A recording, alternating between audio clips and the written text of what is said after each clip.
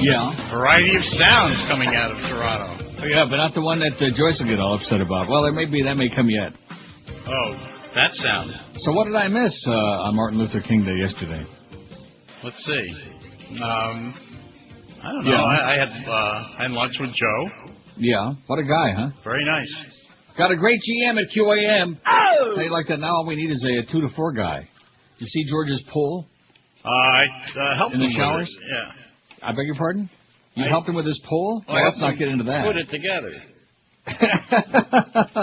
Assemble it. You're the one. Well, he was looking for names. I gave him. We'll get into that in a minute. Yeah, it's a good thing you put Evan Cohen on there, or what's his name? Sarney had been all upset. The only problem is he only got 7 votes. Hey, Sarney, you can give him all the publicity you want. Nobody knows who that is. What a jackass that Sarney is. Anyway, speaking of bad officiating, wow. Yeah. Is that one of the most pathetic? Now, I'm not one of those poor losers. I mean, when you give the ball away 5 times like the Patriots did, and Denver scores 4 of the times, even though there were a couple of bad calls, they gave the game away. They could have actually won that game. Didn't play that well, but they should have won the game. They gave it away. Yeah, turnovers. You can't win with 5 You can't turn the ball over 5 times in a playoff game on the road. But conversely, in the Steelers-Indianapolis game, I'm going to tell you 2 things, which you already obviously know. And I got from SportsIllustrated.com. The NFL says the referee made a mistake. Troy Polamalu caught the ball. Yeah, we talked about that yesterday. I mean, give me a break. He rolled over about 85 times. Yeah, I never even saw a dog roll over that many times. And he had the ball for how many seconds would you say? About 30 seconds. Oh, no, his knee, and the referee is full of crap. In addition to which, how about the no call on Randall L., who got tackled when they were driving for a touchdown, that long bomb? I mean, the officiating was he got tackled on that play, and they didn't call interference. And then, of course, Cowher also almost helped his own cause in blowing the game because when he stopped blitzing Manning, when they stopped the all-out blitz. Well, how about when they stopped throwing the ball? Yeah. I mean, he shut down his offense, too. Yeah. Yeah, he started playing protect the lead. How many times have you seen a team try to protect the lead and then blow it? Yeah. You know? I think they won in spite of Cowher yesterday. That's right. Yeah. And then at the end of the game, he outcoached Tony Dungy. Well, that ain't saying too much. I don't agree with that. He almost outcoached himself. I don't agree that he outcoached Tony Dungy. I agree. I think, it wasn't Dungy's fault that they lost. That's right. People keep saying that, it was... Dungy gave him too much time off. Well, Seattle had time off, too. It didn't affect them. Yeah. What did I tell you about the Redskins, by the way? Overrated. Yeah. Highly overrated. They can't have no offense. They can't score any points. You're not going to win too many games with 10 points. They were scoring 35 points a game until the last week of the season. Yeah. Yeah. Well, yeah, but, that was not in a playoff game. That was against the girls' teams. Well, it was against the Giants. Like I said. How'd the Giants do in their playoff against Dallas? Yeah, like I said, pretty weak division. I disagree pretty with weak conference when you come back down to it. The NFC, was a pretty strong division. Blows. I think the NFC is pretty weak, except for the good teams like the Saints. But anyway, we don't want to argue about that when we got important stuff like that poll about who's going to do 2 to 4 for Moe. And what are we going to talk about now, I wonder, for the next 80 years, huh? Al Gore's speech. Yeah. I said that to George yesterday. Greg is gone, and no Moe. So we're totally out of material.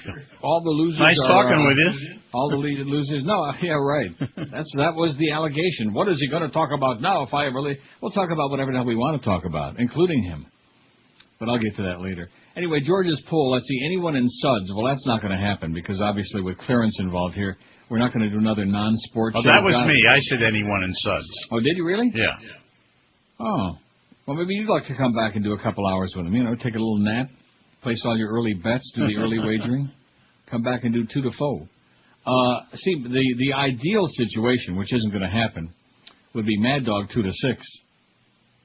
I think they'd like to see that happen. Yeah, I know that. They already tried that. The only problem is Mad Dog's not going to do that. Being the smart guy that he is, he's already got this great scam going that he used to have where you work 4 to 7, which usually boils down to 4 to 6:30 because of hockey games and Marlins games and all of these things. Right. So he's not going to, for the same money, do 4 hours where he's doing most of the time 2.5 hours now, He's about as ready to do 4 hours as I am. Oh, when does that start? Oh, look at the schedule tomorrow, Hank, 6 to 10. No, all right. That will not be happening either. No? No. Well, we don't have a problem there. We got the Big O. And by the way, the Big O is doing a hell of a job, 5 to 7. Don't be messing with that. No. He is rock solid. Rock solid. In those early morning hours before most people are awake. The Herald guy, by the way, had the wrong information on that, too. What did Barry Jackass write about that? Well, he said that there was no interest in Bo Camper. He's got another job or whatever. Bo, there is interest there, and I think Bo's interested, too. Oh, Kimbo wants to do 2 to 4? He'd do it. Okay. Well, what would your pick be between Curtis and Kimbo Camper? No offense to Curtis, but I would throw Bo in there. You'd throw Bo? Yep. Boy, I tell you what, you better go into training if you're going to be doing that. Yeah. If you can't even handle Raul Martinez, Bo's got a lot of things going for him. First of all, Bo's about 8 feet tall and weighs about 600 pounds. Yeah. Well, he's great with football, he's a big man. He's a good basketball talker, and he's kind of dull. I mean, he's a good guy. I like him a lot. And he's got that cow out there in front of University Dodge. Yeah. The one that they brought in from Dan Dowd's. So you would put Curtis in there? Curtis would be okay with me. What's wrong with developing a young guy instead of rehashing the same old jocks, you know? Yeah. I mean, with all due respect to Kim, who I like a lot, he's dull. I mean, he's a good guy, but dull. Kind of like your buddy and some of the other dullards. I mean, you know. I mean, look at the people on this list. The Crow. No. This is a comedy list. Geldy. Oh, my God. No. First of all, he can't do it anyway. He's out of town half of the time with those hockey squeaks. The Beast. Eddie K., who's definitely not coming out of his crypt for the daytime hours. No, he's not going to give up the daytime racetrack. Joe Zagacki, no comment. Lenny Martez, a little humor there, you know. Jesse Agler. I never heard Jesse on the air, so I'm not going to rip him too much. Troy, no comment. And Evan Cohen's only got 7 votes. He's in line. And Defoe, I thought Defoe and Mefo, and Joe Rose did well on here. He did better than any of the other sports nerds, but he's under contract over there. Now, that would be good, wouldn't it? That's a no-brainer. But like you say, he's got a contract. Does he really? Yeah. You sure of that? Yes. Oh, well, in that case, cross him out. And Suds, it ain't going to happen because they don't want a non-sports show. So Curtis beats everybody else. I can tell you this. They would have made that move a long time ago if Joe didn't have a contract. Right.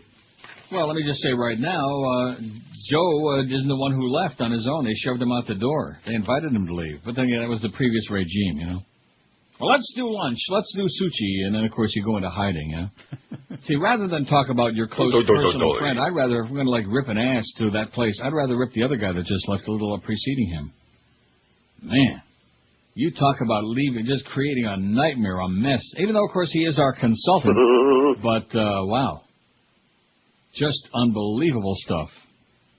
I was thinking about the day that he and Norma Kent were supposed to meet to extend my contract, which eventually happened through a lot of grief, as you know those deals.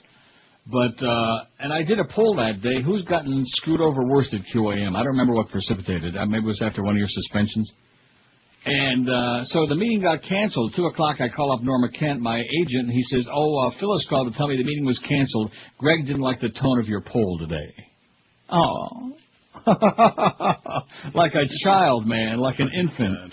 I mean, we're talking about business, and his feelings were hurt. He didn't like the tone of the poll, like an overgrown child, you know.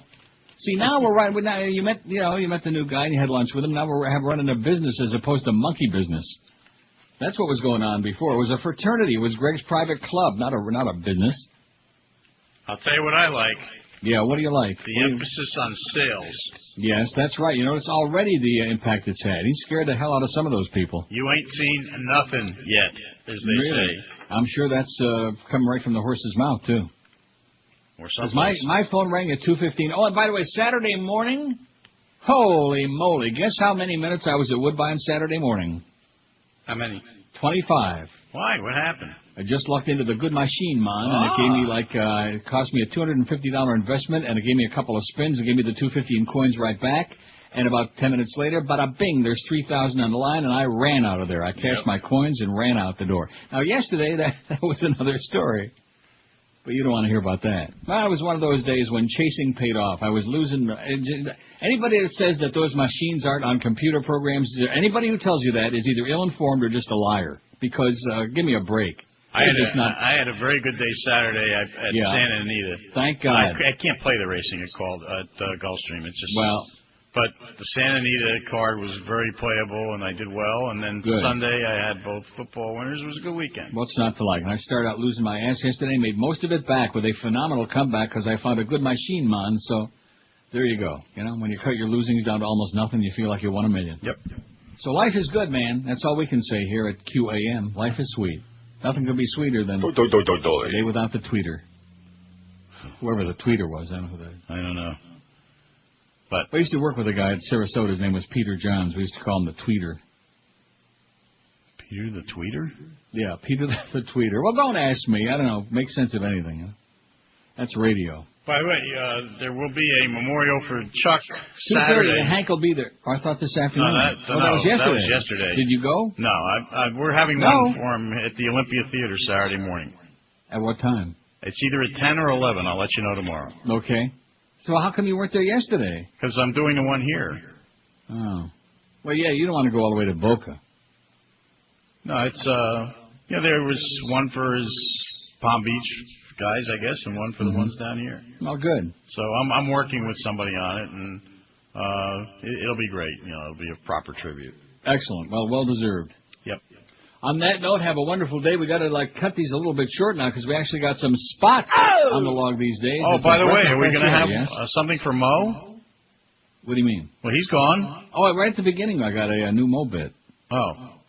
Okay, I'll be listening. I'm sure you will. Have a nice day. Hasta mañana. And you.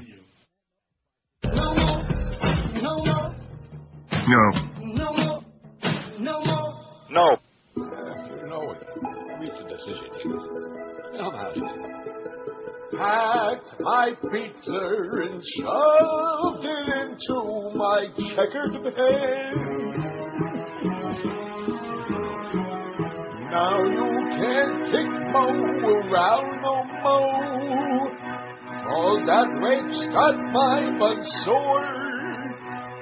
The best years of what remains of my life I gave to this place.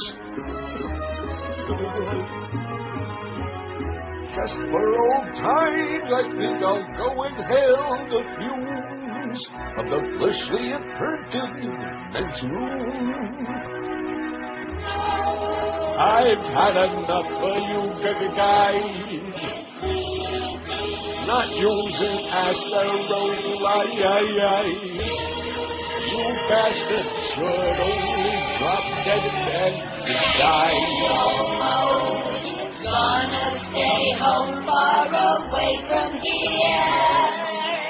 Absolutely. I'll hand my keys back in for the car that I drove on town. I go to my orifice and clean out my desk. That is, if I only had an orifice or a desk. I'll slap up to Boca to the Publix and watch the shoppers from a bench. I wonder if Raymond felt this way when he got turned down for a date. Door, door, door, door, door, door, door, door. Door, door, door, door, door, door, door, door, door, door, door. Door, door, door, door, door, door, door, door. I'm leaving here, but you sport hole queers ain't going to last a me.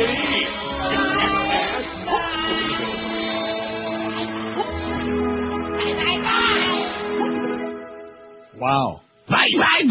How do you like that? Oh, is that time already? Man, this show went fast, didn't it? 10:13 at 560 WQAM. No Moe. We got a new GM. We got Maddie Bell as the GM at Power 96. Don't step on him now. Man, all kinds of stuff going on. You know what? Oh, yeah. Maybe the Beasleys finally took some smart pills or something like that. I think they wizened. Anyway, let's do the break, okay? Because we backed ourselves in. We had a long crossover with the Humper. We had a lot to catch up on, including the really bad officiating in the NFL playoffs, really especially in the Steelers-Colts game. That was just pathetic. Even Josh would agree with that. Definitely, yeah. Yeah, it was sad. And nearly damn near cost him the game. But anyway, maybe they had a big bet. You know, it's that time of the year again. A lot of you made New Year's resolutions. You want to get rid of that unhealthy, nasty-looking fat. Well, this year you have the best chance. It's Balance for Life, where they bring you the food, that delicious good stuff, in a little black sack every morning, and you're all set for the whole day. And the Beast is on it, too, and if he ever shows his fat ass in there and starts getting on the scale and giving us some information, we can tell you what his progress is, too. What could be easier than getting 3 gourmet meals and 2 delicious snacks delivered every day right to your doorstep in that little black sack and still lose the weight like crazy? Why would you want to join a gym, fight the traffic, or try some of those dangerous pills or that other crap that doesn't work with no results anyway? Sign up for Balance for Life. They give you a weekly menu. You actually pick out the stuff that you want for each meal and snack every day, and they do all the work. They prepare delicious meals. They deliver them right to your doorstep, at your work, at your home, and the weight pours off your fat ass. So this year, save your life. Get in the zone with Balance for Life. Call them right now toll-free at 1-866-225-4543. That's 1-866-225-4543, or you can get more information on them on the web at balanceforlife.com. Don't wait. Call them now. Mention Neil Rogers at QM and get 2 free days of food this week if you mention QM or Old Neil. 1-866-225-4543. This is Neil Rogers. This is 560 QAM. Neil, God.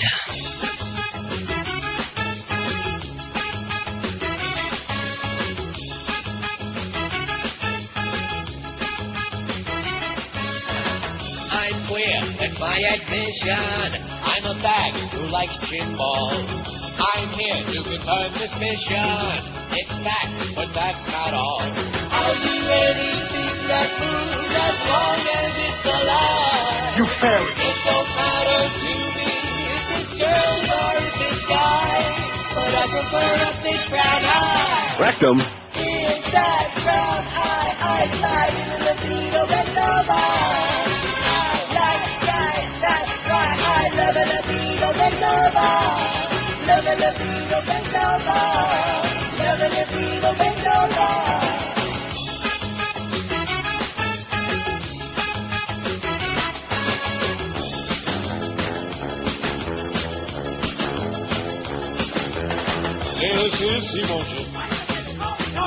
Stick to the song, you motherfucker, okay?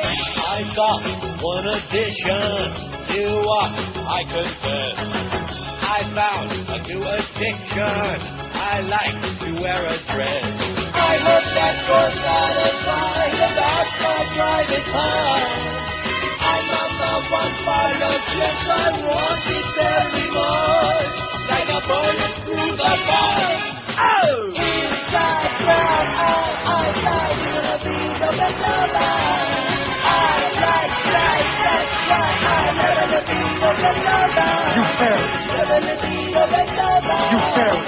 Never be the vanilla. Oh, wow. You know, Josh, what story do you think on Saturday that you put on our website had by far and away the most readership?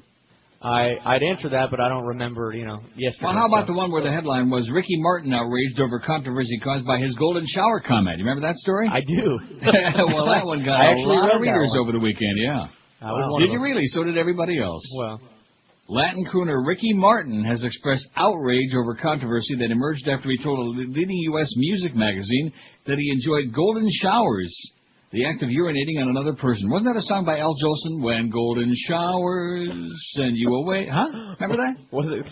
I thought that or was it April golden showers? I knew her. The pop star was especially upset by statements by conservative leaders in his native Puerto Rico who said he should give up his charitable foundation that helps deprived and depraved children. I love giving the golden shower, he told Blender magazine earlier. All right. Blender magazine. Oh, man. I've done it before in the shower. It's like so sexy, the temperature of your body in the shower water is very different. But in the statement posted on his, and by the way, for you Ricky Martin fans, if you pick up the National Enquirer, there's quite a picture of him cavorting with one of his male friends on the beach.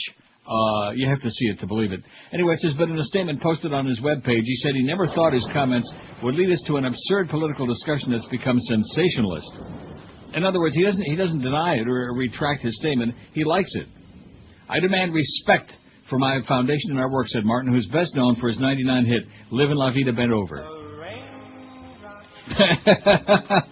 Oh, D. Clark. Well, there's a medley of his smash. Okay, that's enough. Stop with the music already. When golden showers. So, Ricky Martin, to each its own. He enjoyed the golden showers.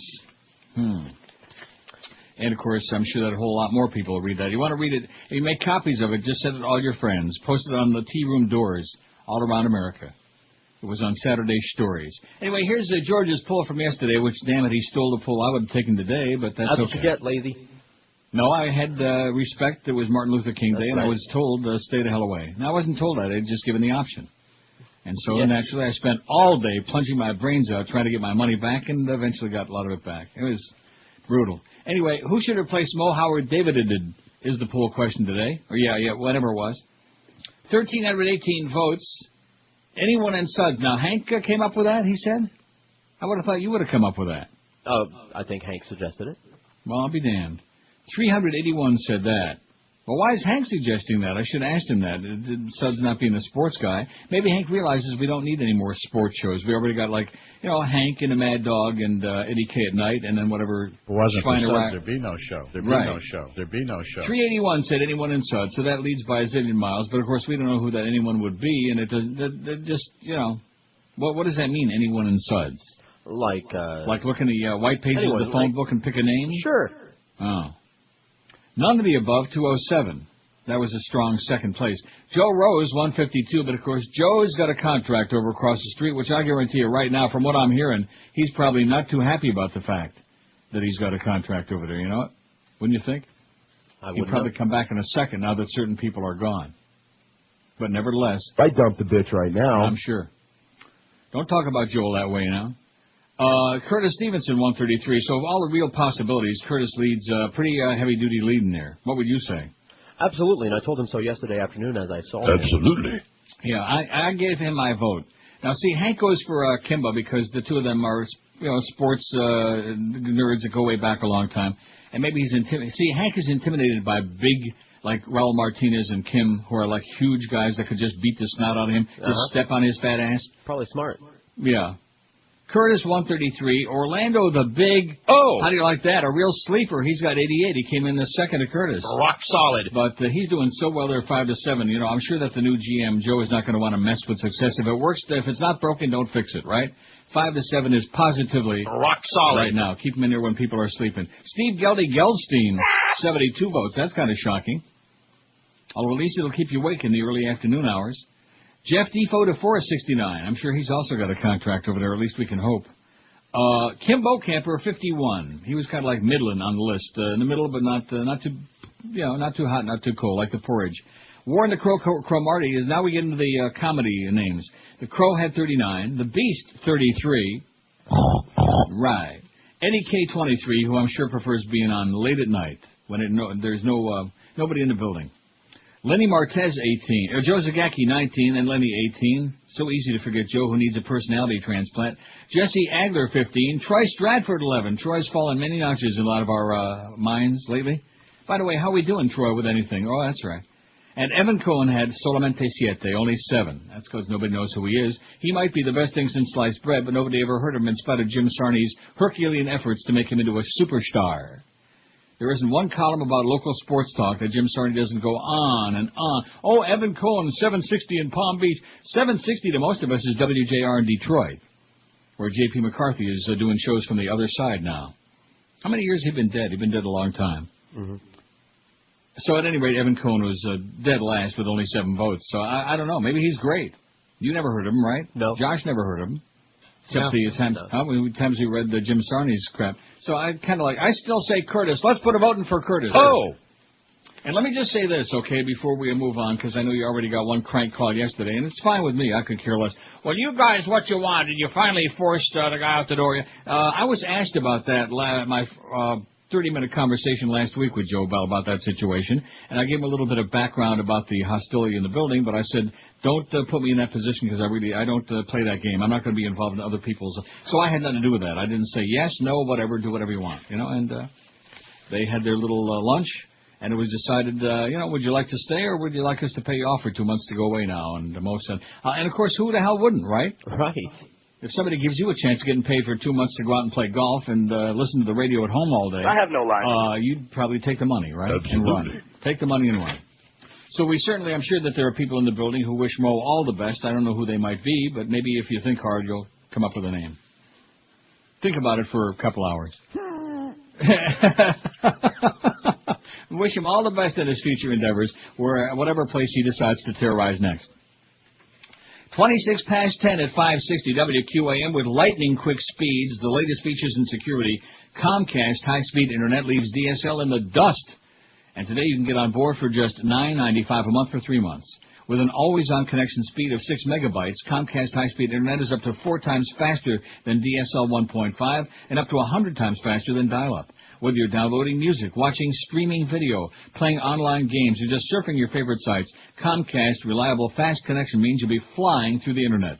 Plus, when you sign up for Comcast high-speed internet, you get instant access to free features like The Fan, Video Mail, Comcast Rhapsody, Radio Plus, and up to 7 personal email accounts, just to name a few. Not only that, but you get McAfee security tools included, so you can be assured that your internet experience will always be safe and secure. So what are you waiting for? Start doing more faster than ever. Sign up for Comcast high-speed internet today for just $9.95 a month for 3 months. You'll wonder how you ever managed to live without it. Call in Broward 954-COMCAST or in Dade 305-COMCAST today. Call for details. Certain restrictions apply. In Broward 954-COMCAST or in Dade, of course, 305-COMCAST. This is Neil Rogers. This is 560 QAM. Doctors, you've got to let us know what's up with Ariel Sharon. Some days you say that he is fine. Some days you say he has flatlined. So come on and let us know. Will he stay or will he go? I'm dying over here. He would not fake. Oi! He had a stroke, for heaven's sake.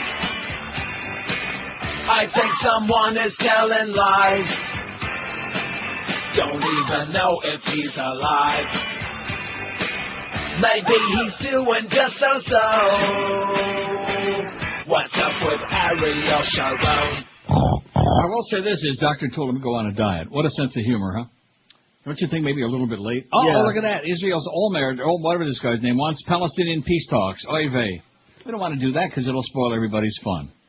Then what? I mean, why should there be peace over there? They've been killing each other for thousands of years, and that's what keeps it interesting. Anyway, now let me just say this. That's very exciting for all of us is that this Moe situation, which has festered for what did you say, about 4 years? Okay. That unlike our previous regime, we now have a general manager who is decisive. In other words, the sales situation that Hank evidently indicated they must have discussed at their clandestine lunch. All of these things. Here's a guy that comes in and a hands-on situation, deals with them, doesn't let them fester or rot or create all of this crap that goes on. See, that's a bad situation when management just kind of hands off to the extent that they look the other way and just don't get involved and let bad things fester, you know? This guy's Mr. TCB. That's right. Then all of a sudden you have like the smell of a dumpster, like rotting garbage, you know? Yeah, like when you walk into our building, up until about a week or two ago, you smell, ooh, man, what's that? Somebody must have cut some really bad cheese. No, that's not it. It was the festering, all the hookworms and ringworms and oh, man. You could just smell it from like a mile away. In fact, people over there at that old farts home next door were swooning just from the aroma coming through the window. Of course, that could have been the dingleberries, but nevertheless. So thanks to Joe Bell for one way or the other handling things and moving on as opposed to like this previous kind of in a dream world regime. You know, I don't know what he was thinking. Well, I do know what he was thinking, but let's not get into that. I don't want to dwell on this because we have a lot of non-sports people out there, including George, but I do think it's worth the Sports Illustrated and also a lot of people I notice are reading this on our website. Even Josh probably read it. By the way, I mentioned, but I left it to you about what's his name, dying? Mark Potvin or something? What about him? Nothing. Well, why is that important? Because he's kin to Denise Potvin? I guess that's why. Why is that? Why would you even mention that? I would never have mentioned that. Wouldn't you? No. He was 38. So? There's people like 28 that die every day. Do you have any idea who Mark Potvin was? Just from you mentioning it. I never mentioned Mark Potvin. Well, I don't even know who the hell he was. He was related to Denise Potvin. You got the wrong Potvin, man. Oh, sorry. You're hoping for Denise Potvin to be dying. Now you're talking, see? I never heard of him. Now you're talking my language. What? I never heard of him. Who? Get out. Mark Potvin, my ass. Get out of here. The NFL says the referee made a mistake. Troy Polamalu caught the ball. Boy, great player. Bad hair, but he's a great player. Even Josh would agree with that. Definitely bad hair. You don't think he's a hell of a player? Yeah, I do. I think he's good. But the league acknowledged, hey, he's a great player. He made a lot of big plays in that game. He's known for the bad hair, though. Come on. I don't care about his hair. You fairy. The league acknowledged Monday that referee Pete Morelli, this referee is he ought to be in jail. After that long review, and then he comes up with that kind of a ruling, he erred when he overturned the replay on Polamalu's interception on a Sandy Peyton Manning. By the way, Peyton pass Sunday in the playoff game between the Colts and the Steelers. Mike Pereira, the league's vice president of officiating, said in a statement that Morelli should have let the call on the field stand. It was an interception. He fumbled it, kicked it out of his hand, fumbled it, and recovered his own fumble. Steeler ball. First down. What kind of... So they let somebody must have had a big bet on that game. I don't want to see who it might have been. What kind of crap was that? He maintained possession long enough to establish a catch, Pereira said. Therefore, the replay review should have upheld the call on the field. It was a catch and a fumble. And recovered his own fumble. Steeler ball. First down. After the reversal made with 5:26 left in Pittsburgh's win over the Colts, Indianapolis went on to score a touchdown and a 2-point conversion, shaving the lead to 21-18. And then, of course, the fumble on the 2-yard line. The bus, almost had a bus wreck there, didn't we, or at the goal line.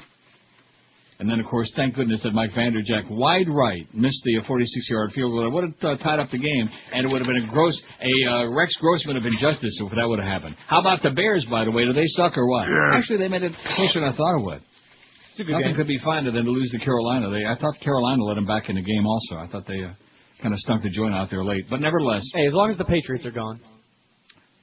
Like I said, it's not important that the Patriots won, but that the Colts lost, okay? Whatever Listen, you say. you think that I really expected them to beat Denver in Denver? No. Yeah, you did. did. I did not. No, I hoped for it, but I didn't expect it. No, you're wrong. I anticipated the worst, and they played as bad of a game as they could. 5 turnovers, and they deserved to lose. Bye-bye. You know. Although at least they got 3 Super Bowl rings. How about the Bucks? They got 1. How about the Dolphins? Oh.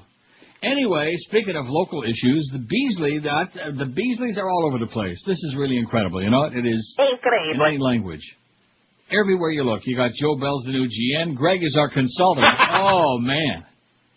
That would be like, you know what that's like? That would be like Adolf Hitler being a consultant on Jewish-Christian relations. You call that a consultant? Yeah. That would be like Michael Jackson being a consultant on fathering. You know, it just, wow. It would be like a Catholic priest giving instructions on marriage to young people. And they do. Oh, I know. That's what I'm saying. Ridiculous. Anyway, for 30 years now, I've been asking anybody ever meet a straight priest, and the answer is still no. No, you have 2 categories. You have those priests who are gay and those who are liars. Anyway, Beasley elevates Bell to power GM, and this is, of course, little Maddie Bell. All right. Yeah, stay on your side of the building, by the way, Maddie. We took a poll before the show, and unanimous. Everybody says, hey, we won't step on you, but stay over there with power. Don't come anywhere near us. And don't be interfering in Neil's show, and don't be picking on little George anymore. He just likes picking on you because you're almost as short as he is. Almost. Yeah, Maddie Bell, he comes up to George's knees, which always comes in handy, by the way. Anyway, Maddie steps up from his longtime role as general sales manager of Beasley's CHR Rhythmic Power 96 Miami to take on additional responsibilities for programming and promotional activities at the station. He replaces Greg Reed, who left when his contract expired at the end of 2005. Bell will report directly to Beasley president and CEO Bruce Beasley, who I understand was in the building. They had a meeting for about 2 minutes the other day to announce this. Right. And Maddie said, we're going to be number 1 at Power. And that was the end. Everybody said, okay, go home. Go all the way back to Boca, wherever you came from, for this important 2-minute meeting. Well, I got a chance to eyeball Bruce Beasley. Isn't that worth driving all the way from wherever they came from? Oh, no. I'm sorry, I was listening to TV. Matthew has devoted his broadcasting career to the Miami market and has been instrumental in the long-term success of Power 96, Beasley says. We don't know where Kid Curry went, by the way. Has anybody seen him lately? No.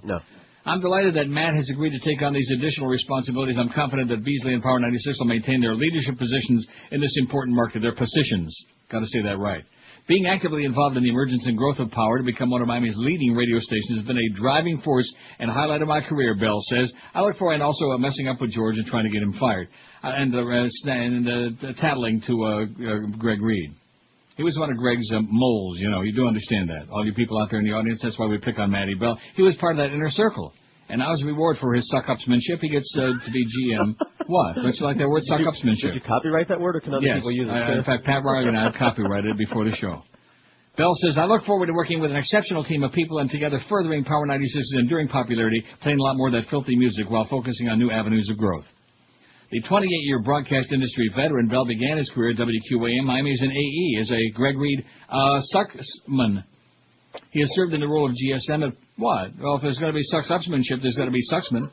at Power for 20 years, was named Beasley General Sales Manager of the Year in 87-99. You go, Maddie. You little Scorpio. You silly person. Well, that goes to show you. Goes to show that's a good lesson for all you kids out there. If you suck up heavy duty, man, for years and years and years, you move your way to the top, so to speak. At any rate, Maddie Bell is still around. So it goes to show you nothing's perfect. And that sales department, I guess those people are probably like having green apple quick step today after hearing about Hank's commentary on his meeting with Joe Bell. Wouldn't you think? I would think. Wow. Going to be some heads rolling back there instead of putting up with this, oh, well, we can't sell it. The rates are too high. We can't do this. And who are those guys on the air anyway? Yeah. A revolving door we had down there. See, so it goes to show you that in spite of the fact there are a few idiots out there think that I'm a hard ass and that I pick on people, if people do a good job, I'll laud them from here to the end of the world, Like Mad Dog, for example. Am I ever going to pick on him? No. Even if he is from Michigan, Nobody's perfect. But people that aren't doing a job, because, see, I know this comes as a great surprise to some, including your buddy Troy. I show up every day, at least verbally anyway, to do a job. Not for monkey business, but for real business. That's what I show up for. If I want to do monkey business, there's nobody in that building I want to do monkey business with. Trust me when I tell you. Believe me. 400, well, let's do the break, and then we'll do today's poll. Thanks, by the way, to Sean out there. Thank God for that pot. Because when I came back from Woodbine yesterday, about 6:30 last night, and I looked down here, I knew you would do it, too. I mean, there was no doubt. Oh, it was the right thing to do. Like Tessio said, it was a smart move to do that poll about who's going to replace Moe to the foe. Right. And that was the second poll of the day, by the way. Really? Yeah. In other words, you had a preliminary one before I that? did just a little homeless poll. A homeless poll about what? About beating homeless to death stuff? Yeah, do you think it's a good idea, or should you use a paintball gun? 1042 at 560 WQAM. Dry Concepts is the best carpet cleaning company in the universe. I've used them for over 20 years in my homes. I wouldn't dream of calling anybody else, and now they want to make your life a lot easier. During this month, during January, Dry Concepts encourages everybody to take advantage of their outstanding maintenance contract. Dry Concepts maintenance contract gives you savings and real peace of mind to enjoy the benefits of their planned carpet dry cleaning service. Not only will you save 50% off the regular prices, but you'll also enjoy the added benefit of knowing that Dry Concepts will be there when you need them. Dry Concepts is dedicated to the clean carpet approach as opposed to the common clean, dirty carpet approach. Don't be fooled by those $19.95 specials that leave your carpet soaked for days on end without treating the problems that really made them filthy in the first place. You made an investment in your carpets, upholstery, and drapery. Let Dry Concepts protect that major investment. Their professional staff fully certified. Their service and standard are absolutely, positively unmatched. So take the worry out of having your home sanitized all year long by signing up for Dry Concepts maintenance program. Call today in Dade, Broward, and the Palm Beaches. It's a toll-free call. You'll be glad you did, believe me. 1-800-248-5071. That's 1-800-248-5071. Or on the wicked web, it's dryconcepts.com. This is Neil Rogers.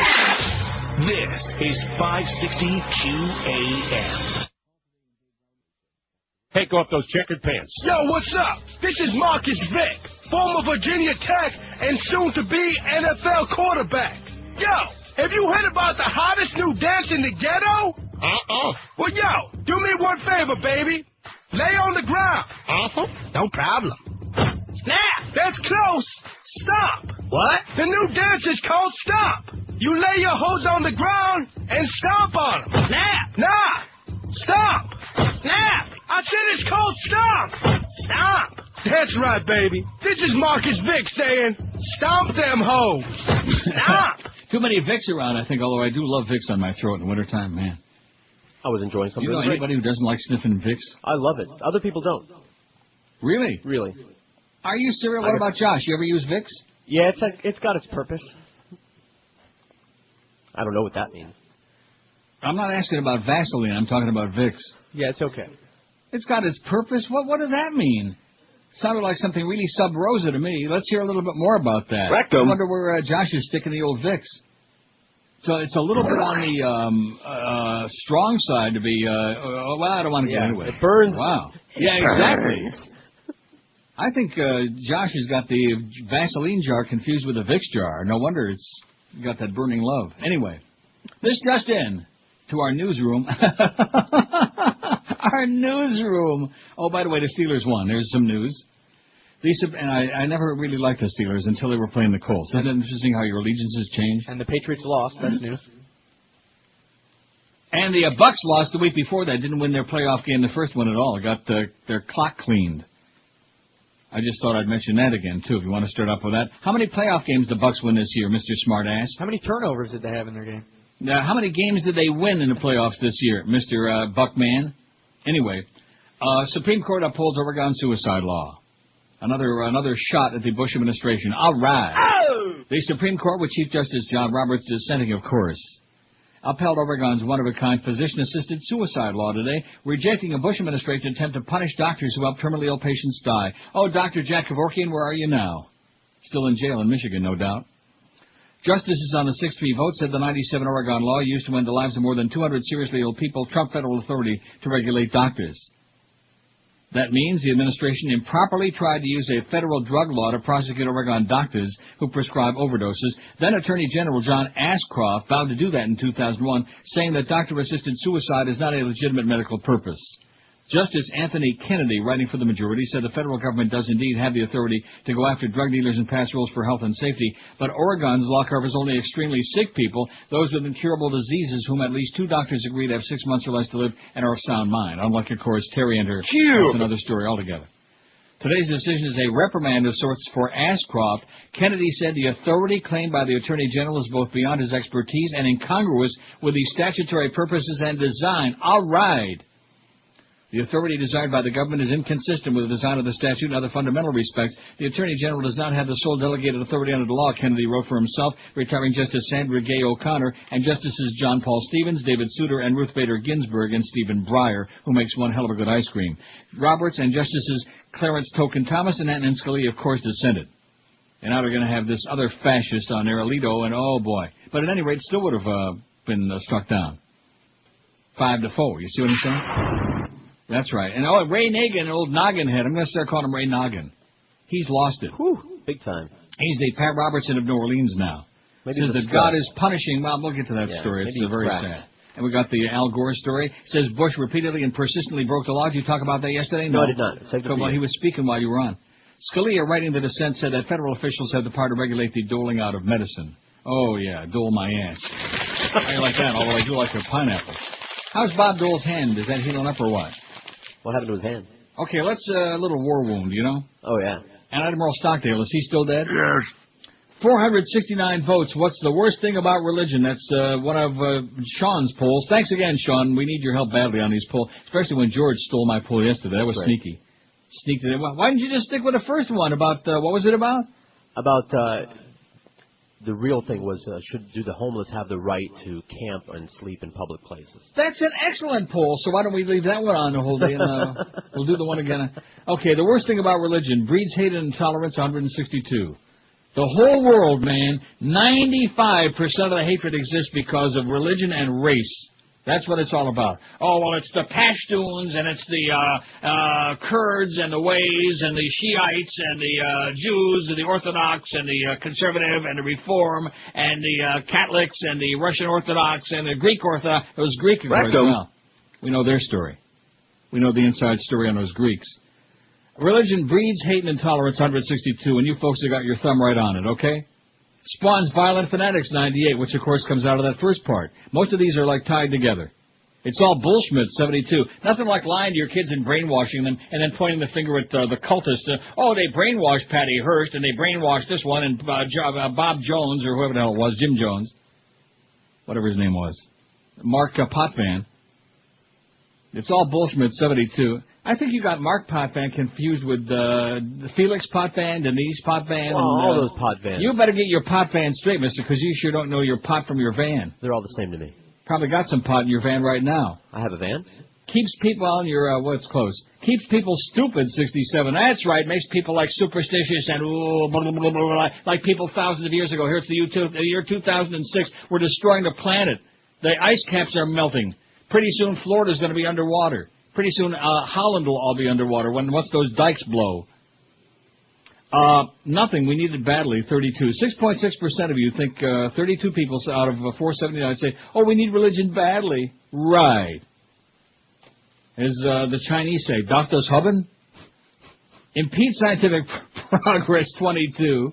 A great waste of time and money, 11. And encourages overpopulation, only 7. I'm sorry. Wake-up call needed here. Only 7 say encourages overpopulation. It's like a procreating game, man. Who can have the most babies between the Orthodox Jews and the Catholics and the Mormons and all of these things. Getchkis, man. Reproducing like rabbits. Oh, but that quality of life. Don't start that stuff again because we know that's the secular humanist. That's a secret. Ooh, that's a catchphrase. It's like a signal. Like the hand, scratching the palm of somebody's hand with your index finger. Right. Or the middle finger is even worse. That's what Ricky Martin said in the middle of his golden shower. Remember that song by Al Jolson? I bet you Boca Brian knew right there. When golden showers come sprinkling your way, like that. It makes you kind of gay. Yeah, something like that. I mean, that story is just so amazing, Hey, Ricky, why don't you just come out? I haven't been fooling anybody except the dumbest of women, See, you were talking before the show about women and their taste in men. Yeah. There are a whole lot of women who are like obsessed with people that they're Rhythm of the Rain? Right. Cascades. Right. 61. Anyway, what was I going to say before you interrupted me? I like Ricky that Martin song. and how women are obsessed with faggots? Gay. Yeah. Like Enrique and Ricky Martin and Tony Geary. And I can understand Ricky Martin because once upon a time he looked pretty good. Now he looks like hell on wheels. Enrique, of course, is a beautiful gay guy. But some of these people, like Tony Geary, who was on General Hospital, he may still be on it. I don't know, it's a bad soap. Don't drop it.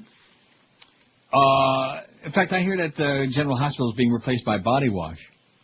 Remember Tony Geary, Luke and Laura? Puke and Laura, I used to call him. I mean, he is, such a, and not only a grotesque, but also, gay. And the women just were swooning from it. I told you the criteria.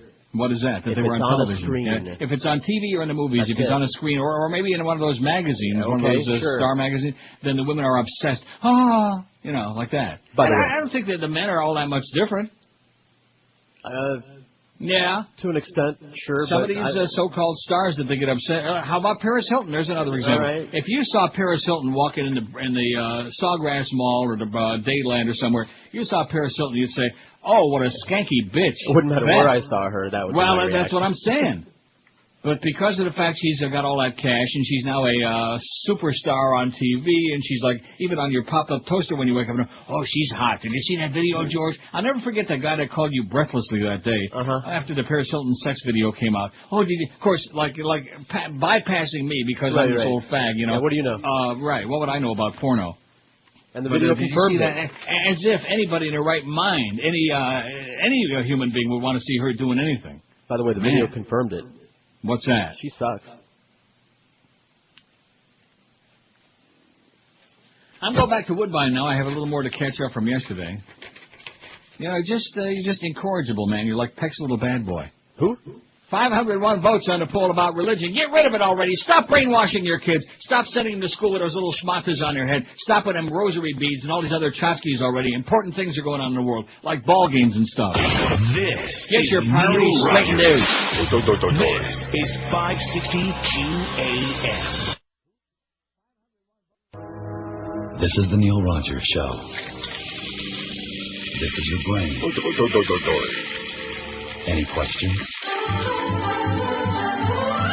From the creators of Dancing with the Stars and Skating with the Stars comes a brand new reality show that will change the face of television. You'll see Kelly Ripa, Randy Jackson, Ben Vereen, Janice Dickinson, Wilmer Valderrama, and Winona in Pooping with the Stars. We love Pooping with the Stars! Since America seems to want to watch everything celebrities do, we're taking the most personal 5 minutes of their day and putting it on television. You'll see it all, from the occasional coolie rash to the cold water splash. It's Pooping with the Stars. Pooping rocks, man! You'll learn the celebrity philosophies behind the number 2 skidoo and the secret hover maneuver employed in public bathrooms and on-set movie RVs. Don't miss a second of this season's hottest reality show, Pooping with the Stars. Hello, I'm Wilder Valderrama, or Fez from the 70s show. Watch me poop. All celebrities have waived their rights to privacy and decency, but hey, that's why they're stars. Some scenes may be upsetting to younger viewers. Parental discretion is advised. Hip poopy! It's Pooping with the Stars with your host, Jenny McCarthy, this winter on Fox. Now, I don't know if you were listening carefully to that bit, but you noticed the montage of all the game show themes in the background? I didn't write them all down, but I did notice. No, but you noticed that? Uh-huh. There was What's My Line, and there was like, whatever, a whole bunch of other stuff in there. In fact, that'd be a good quiz for those tickets for Aerosmith. Oh, and we're going to be playing that twice today, right? Correct. When you hear that sounder, whatever it goes. Like that. Yeah. But not right now. And we got the 2 pair today and 2 pair for tomorrow for the Aerosmith concert on this Thursday, ain't it? Thursday the 19th at the Bank Atlantic Yenta Center over there in Sunrise. The Bank United Center. Bank Atlantic Center in Sunrise. You idiots. Oh, I heard, a friend of mine went to a UM basketball game, unfortunately. And, man. Was it, he was the one telling me that there's nobody there. Nobody goes to those games. Or maybe you were telling me. Somebody told me. At the Bank United Center. Well, we need a new arena on campus, and then they'll really support our team. No, we won't. No, they don't. They don't care. Here's the lineup for today. We got, at 2, we have no idea. Now, Clarence was in there. He popped in about 9:30 this morning. And told us nothing, which is typical. Mad Dog 4 to 7, Curtis 7 to 10, so that kind of like takes care of that, I guess, unless he's doing double duty. Eddie K at 10 o'clock tonight. So that's the line. We got no games, no BS. But we just don't know who's going to be on 2 to 4. Who would you like to hear between 2 and 4? Is the obvious question. See, I would like to pick up eventually after I get through with my 85,000 stories here. I'd like to find out a little bit more about that 2 to 4. Like what? Like what are they thinking? What do you think? We don't want to, send the audience across the street or down the road or up to Grandma's house, 2 to 4. We'd like to keep some people around now that the Mole Man has decided to take the cash and split. WQAM, hello. QAM. Yes, hello. I've got a request. Yeah. Sitting on a bench in Delray, sent it all to those idiots at the Boyd parking lot on Congress. Do you have any idea what that man just said? No. The boys' parking lot on Congress. Maybe that was the clock running in the beginning. Maybe his time is running out. We can only hope. Look at that phone, baby. 567-0560. Pound 560 on the Verizon Singular Wireless line. You probably milked that for all it was worth yesterday. That's probably finished. Well, what? It was the right thing to do. I understand that, but, leave a little milking for this old coon. That's why I sent you that fax. I could have just coveted it over here, hoarded those ideas. Right. Maybe they just want dead air between 2 and 4. Maybe we'll just do an extra 2 hours today. What do you think? No. No chance. WQAM, hello. You happy now? You got rid of Moe? Yeah, we got rid of Moe, yes. What did I tell you this morning? What did I tell you? My psychic powers didn't take a genius to figure that out. I couldn't care less one way or the other. How do you like that? I was asked about it. I said, I'm not getting involved. Do whatever you like. And they did. In addition to which, there's the old saying about somebody who makes his own bed, now he has to weep and sleep in it, and that's exactly what that guy did. When he came in, he was welcomed with open arms and legs, okay? The problem is he had no sense of humor, and because of the fact that George made fun of his checkered pants and his pasty wig, right away, how could you talk about... And from the very beginning, it was like an all-out war with everybody in the building. So you can ask everyone in the building the same question, are you happy now? And everybody would say, probably yes. WQAM, hello. Yeah, hi. W. Oh, my. What did you say? What call letters did you say? WIOD. Oh, I'm sorry. You took me live. I'm sorry. I meant WQAM. Thank God, man. Don't make that mistake ever again. WIOD. Hate that station. I'm ready, sir.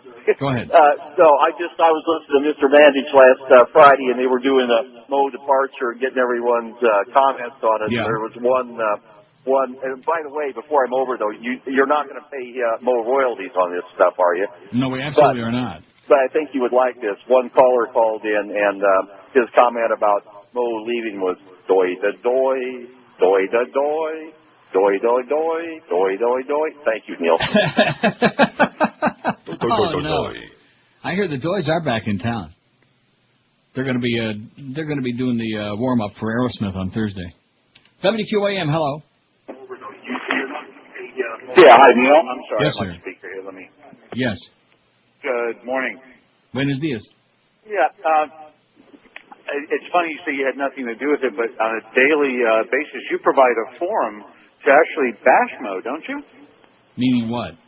Meaning that it's with these, they're hysterical bits, don't get me wrong, but in effect, Moe didn't leave because of the bits, okay? In fact, we provided him with more publicity in the last 4 years than anybody else could have for $1 billion. Okay, if he would have run with it and had a sense of humor, that wouldn't have been a problem. And that wasn't the problem. You could have made him a bigger monster than he already was. I beg your pardon? No, I don't think that's possible. Yeah. The classic one was when he stole the pizza and he couldn't be big enough of a boy to admit to the fact that, hey. Yeah, but now you're making him out to be a bigger monster than he was. See, there you go. Calling the kettle pink. Shame on you. You fairy. WQAM, hello. Neil. Yes, sir. Hi, it's great to hear you. Happy New Year. Back to you. Happy Shavuos, man. Moe went out with more grace and dignity than he ever displayed in the time he was on the air. Well, don't you think that might have had something to do with the contractual paying him off for 2 months? In other words, if somebody's going to pay you off, they lay the ground rules of what's going to go down. You know what I'm saying? Absolutely. Now, he came in years ago, and the only reason he got that show is because he was doing the... Right. In fact, there he is right now. He's probably calling in for his royalties. Don't you hate that when they start with that call waiting? Because one of their boyfriends hears their voice on the phone, and right away they're calling him up. Hey, I hear you on the radio. Is that you? Is that... Oh, I'm telling you. Oh, I know. Make no mistake about it. You can smell it. WQAM, hello. Hey, Neil. Yes, sir. Did Moe move out, or are y'all sleeping in separate rooms now? In separate rooms. He's in the bottom bunk. Yeah. WQAM, hello. Neely. Yes, sir. How you doing, Pally? All right. Hey, man, I just want to let you know I'm getting out of here. I'm going to Phoenix, Arizona. Right. Oh, a bad move. Really? If you think South Florida is decrepit and old, well, you'll love it there. Yeah, I was out there for vacation, and I had a great time. What did you like about it? It's away from South Florida, and there's living and breathing people there. Really? I never saw any, but there must be hiding. And there's hardly any Schwarzes. 567-0560, pound 560 on the Verizon Singular wireless line. WQAM, hello. Hello. Yes. Do you want to know what that old fakakta was talking about when he said Du Bois? Yeah. It is actually this ponderous vegetable, supermarket in Delray, where all the old folks come out and schnorr. Oh, I see. Yeah. Kind of like Schloimier's or whatever that place used to be in Sunrise that finally closed down, where the old farts, the old Jews put them out of business. Exactly. They couldn't hire enough ankle paramedics. I know. I avoid it like the plague myself. Yeah, they attack you with a shopping cart. Out of my way, Sonny. I want the prune juice. You're in my way. That's so true. You're so right. I know it. Anyway, you have a great day. Thanks for being there. You make my day better every day. Well, that tells me a lot about your day. I know. It's not so but then again, I know where you are. Say goodbye. See. Bye. 567-0560. Let's see. We got the Al Gore story. I got a lot of stuff here. It is interesting to get some of these calls. And of course, you're the one. Yeah, right. These people loved it. There wasn't one bit that we play, including the ones that'll continue coming. But there's something a lot of you don't understand. I guess he didn't understand either, and that is that Boca Brian, being the chicken-necked, wrinkled-up old genius that he is, bald-headed geek, invented two characters who are very amusing and very entertaining, Moe and Geldy. And, of course, they were patterned after real-life people, but the fact of the matter is that they were both much more amusing and entertaining than either or both of the... Huh? Right. You know exactly what I'm saying. I think that should be the show from 2 to 4. 2 to 4, the Moe and Geldy show with the chicken neck. I said a long time ago that he would be. I don't think so, though. Some people are good with the bits, and they just... didn't we try that once with him and Guitar Man on IOD? I don't know if he was involved in that. Oh, boy. I think so. I believe he was involved in that. But anyway, no, that would take too much work. Yeah, and too much time out of it doing the stuff for this show, so we don't want to, I think Curtis would be fine in there. That's my opinion. And it's obvious that Kim has threatened Hank with, taking away some of his deli sandwiches or something because, he's campaigning. Can't you already tell that that's already kind of, drummed up? He's campaigning? He's campaigning for Kimba between 2 and 4. And personally, I like Kimba a lot. He's a good guy, but he is so unbelievably dull. Oh! You know what I'm saying? No, there are a few ex-jocks, and not too many of them, like Mad Dog and Pat Summerall, who are really great broadcasters. But then there are some ex-jocks who are, dull. You know what I'm saying? And then there are some, like Jimmy Syphilis, who are, way out of their realm. Not that I want to pick on little Jimmy again, but deservedly so. See, we were deliberating before the show this morning about whether Moe might wind up across the street. And, of course, Joe Rose is over there, knowing the background between the two of them. In addition to which, and see, if they were smart, which they're not, If they would have been smart, they'd have kept Moe and Mad Dog on a football in the first place. They'd made some kind of a deal for that. Oh, we don't want to promote those guys. They're over at QAM. Right. So let's put Jimmy Syphilis on there. He's totally unqualified. And sounds like a little girl shrieking because she saw the boogeyman or something. But they put Moe and Moe and Joe. But I don't see that. I don't think that Mojo would work. Do you? That's cute. Huh? No. Well, what do you mean by that? I think they could patch up their differences. Huh? I don't understand what you mean. Howard from Boca. Oh, come on. No, I don't think so. I want to give you an update of what took place just now off the air. Okay. Aside from that. There's a little bit of hostility there between those two. But that would be the smart move, which they'll never do, because they don't seem to be doing. They seem to be real happy with their point peers over there across the street, and we hope that they continue with tremendous success.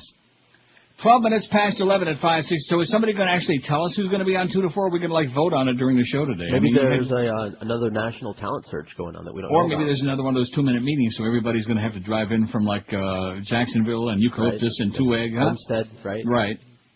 Take another 2-minute meeting to eyeball one of the Beasleys, and maybe we can eyeball Joyce. Not too close to lunchtime, though, from what Norma told me. 12 past 11. Speaking of lunchtime, those of you who are trying desperately to stick with your New Year's resolution, it's already the 17th of the year, and I'll guarantee a lot of you are already falling off the wagon. Have no fear, because Balance for Life is here. In fact, the Beast is getting ready for his wedding day by redoing Balance for Life, and this time we're going to make sure he stays on that sack. In fact, if you don't stay on the sack, I say sack his ass.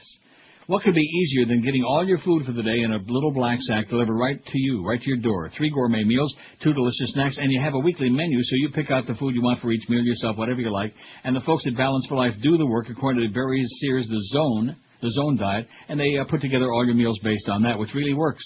So instead of trying to come up with some stupid-ass diet that doesn't work at all, and you know you've tried them all and they failed, get with Balance for Life and lose that ugly and disgusting and very dangerous fat that you've been trying to shed for years. Call Balance for Life right now, toll-free. Tell them that Neil and QAM told you to call, and get 2 free days of food this week if you make the call now. 1-866-225-4543. That's 1-866-225-4543. Get in the zone with Balance for Life. You can check them on the web, by the way, at balanceforlife.com. This is Neil Rogers. This is 560 QAM. And now, speaking for God with the almighty Pat Robertson. Arnold Schwarzenegger crashed his motorcycle the other day because God is tired of all of those degenerate homosexuals in the state of California. God has been furious ever since Arnold groped his way to power. So our Lord simply waved his almighty hand and sent the broke-back governor and his son, that liberal wife that bore him straight back to the gutter from which they came. I truly believe that God will forgive Arnold's steroid-tainted soul the moment the governor implements the plan the Lord and I devised to smoke every last homosexual through a combination of violent assassinations and significant tax-deductible donations. God have mercy. This has been Speaking for God with the almighty Pat Robertson. The first of a series, by the way. It's 11:18 at 560 WQAM. Former Vice President Al Gore yesterday called for an independent investigation of President Bush's domestic spying program, contending the president has repeatedly and persistently broken the law by eavesdropping on Americans without court approval. By the way, Arlen Bush Inspector said on one of the Talking Head shows on Sunday, he's the one that brought up the word himself, that impeachment is a possible remedy for this. He said, not we're just talking theoretically. I see. Arlen Specter, Republican from Pennsylvania, mentioned the I word. I man. Speaking on Martin Luther King Jr.'s national holiday, the man who lost the 2000 presidential election, or at least allegedly to Bush, was interrupted repeatedly by applause as he called the anti-terrorism program a threat to our very structure of government. Gore charged that the administration acted without congressional authority and made a direct assault on the special federal court that authorizes requests to eavesdrop on Americans. One judge on the court resigned last month, voicing concerns about the NSA's surveillance emails or phone calls. A spokeswoman for the Republican National Committee, Tracy Schmidt, aptly named, by the way, attacked Gore's comments shortly after the address. Al Gore's incessant need to insert himself in the headline of the day is almost as glaring as his lack of understanding of the threats facing America, Schmidt said. While the president works to protect Americans from terrorists, Democrats deliver no solutions of their own, only diatribes laden with inaccuracies and anger.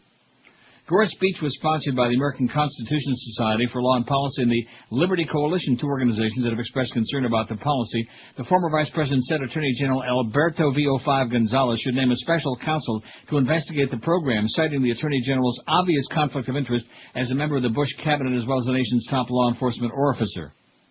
Gonzalez has agreed to testify publicly at a Senate hearing on the program and told a news conference recently that the president acted consistent with legal authority to protect Americans from a terrorist threat. Gore, speaking at DAR Constitution Hall, said the concerns are especially important on the King holiday because the slain civil rights leader was among thousands of Americans whose private communications were intercepted by the U.S. government and spied on by gay Edgar Hoover. King is who loved to dress up. King is a foremost civil rights activist in the 50s and 60s, had his telephone conversations wiretapped by the FBI, which kept a file on him and thousands of other civil rights and anti-Vietnam War activists, just like those cookie-baking activists out there in San Diego, those evildoers, those subversives. Gore said there still is much to learn about the domestic surveillance program, but he already has drawn a conclusion about its legality. What we do know about this pervasive wiretapping virtually compels the conclusion, the Spirit of Christ compels us, that the President of the U.S. has been breaking the law repeatedly and persistently. He said the spying program must be considered, along with other administration actions, as a constitutional power grab by the dictator, by the President. Gore cited imprisoning American citizens without charges in terrorism cases, mistreatment of prisoners, including torture, and seizure of individuals in foreign countries and delivering them to autocratic regimes infamous for their cruelty and their techniques to be tortured. All of these things. Gore didn't only criticize government officials, referring to news reports that private telecommunications companies have provided the Bush administration with access to private information on Americans. Gore said any company that did so should immediately end its complicity in that program. In that pogrom is what he said. How do you like that? All right. You go, Al. Now he's butching up. Just like that business... Lockbox. Yeah, like that speech on Kerry, where he was all whipped up into a frenzy. Do we have that? How dare they drag the good name of the United States of America through the mud of Saddam Hussein's torture prison? Abu Ghraib. How do you like that? That's the animated Al that we know and love. No, we don't like. He's okay. Hopefully we can do better than that. But I mean, anybody than Bush, anybody with these fascists. Oh, Condoleezza, man. The rumors are that Dick Cheney's going to resign because of health reasons alleged, or maybe just croak, and that Condoleezza will be appointed to be the VP, and then she can just slide right in there in 2008 to be the candidate. And wouldn't that be great? Speaking of, there's Miss Horkheimer. Morning. Good morning, Jared. Probe to Pluto. I wonder where Jack's going to be probing. Not only do I know the answer. I already like to probe the Uranus much better. 2 years ago before and his hairpiece is back on straight this time. You must have heard that shot you took about his muskrat almost falling off last week. There's the stargazer, Miss Horkheimer, from the Space Transit Planetarium. Oh, hi, Jacko. Did you say stargazer? Yes. Third suspect arrested, let me just say it again. See, you got me tongue-tied with all that Miss Horkheimer stuff. Arrested in attacks on homeless in Fort Lauderdale. Police on Monday arrested a third suspect, an 18-year-old man, and charged him in connection with taking part in one beating of a homeless man in Fort Lauderdale last week. What are we talking about with these kind of people, huh? What kind of swill are doing things like this? Swill. City spokesman David Aber Monday night wouldn't identify the suspect, but the Associated Press identified him as William Ammons, 18, who was arrested Monday and charged with aggravated battery causing bodily harm or disability. He was being held at Broward County Jail on a $5,000 bond. Ammons is accused of taking part in one of the attacks on the homeless, but not the fatal one. The 5'8", 140-pound teenager was being held in Broward County Jail in lieu of $5,000 bond. Earlier Monday, 17-year-old Thomas Doherty made his first appearance at the Broward County Courthouse. The teenager with dark bushy hair and bad zits and a soft childlike face cried while looking over his shoulder toward his mother, who sat alone in the back of the courtroom. He would not be going home with her or anybody else.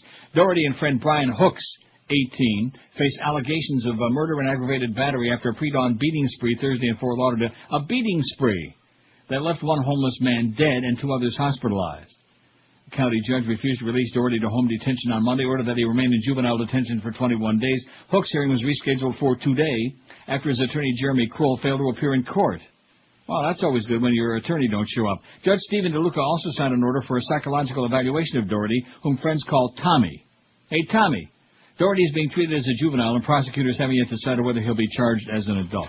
Very pathetic. Very sad. Well, my son is misunderstood. Yeah, right.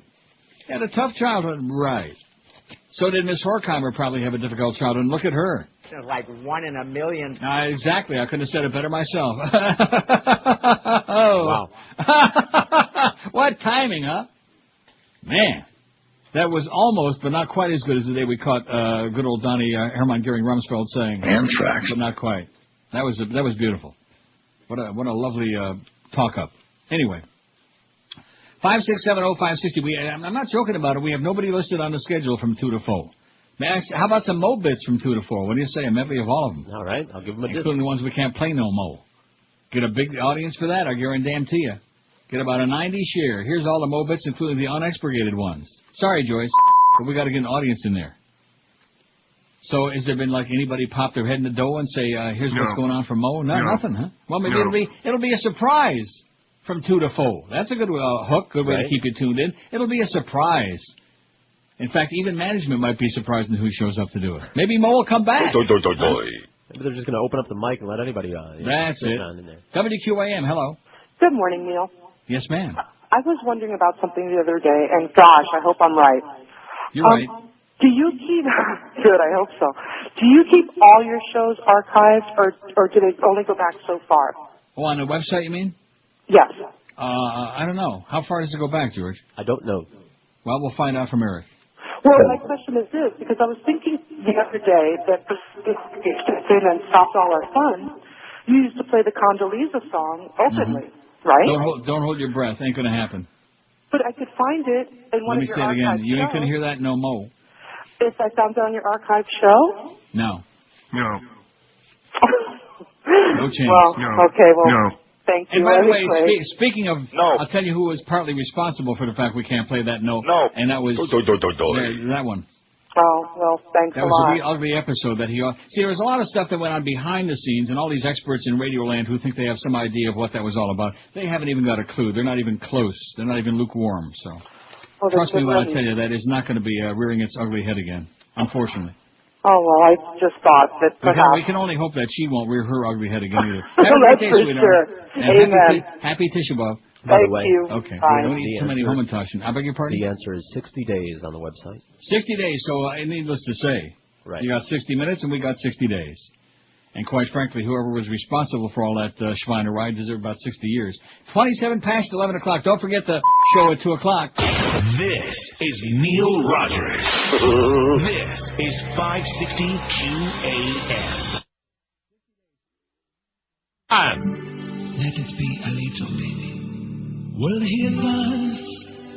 A hard right wing stance? Will he ignore all of Bush's wiretaps? Will he comply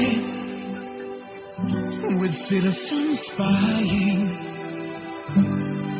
And will he end all of women's rights? And will he overturn abortion judgments? Will he laugh at those strip-searched kids? And if we get high or a little drunk, will he make us rot in jail for life? Absolutely. Should we like a little baby? No. Liberals say he's insane. Yes. Bush will stand by him forever. But will he take my rights away? Absolutely. Or will a little take my rights away? You fairy. 11:32, 28 till noon, 560 WQAM, where we got the show from 2 to 4 this afternoon. This may be a first. Yeah. You know, I mean, probably there have been times in the past on this or other stations where somebody, called in sick real late or didn't show up or got into a car crash. Right. Or, all of these possibilities. But nevertheless, here we are. I mean, this went down on Friday, was Moe's last show, and here it's Tuesday. Now, Kimbo was on yesterday, Right. But evidently, that was scheduled. Right. I see that on the schedule. Oh, that's right. In fact, it's because it was a holiday. So just like I wasn't on, Kimbo was going to be on to fill in for the Mo-meister. But now we got no Mo as of Friday. So as a result, we got no Mo and no show is what it looks like to me. I would assume that a lot of people are on the edge of their seat, clinging to... No? Well, let's only hope. Let's promote the hell out of it. Get a 95 share easy. Right, the mystery show.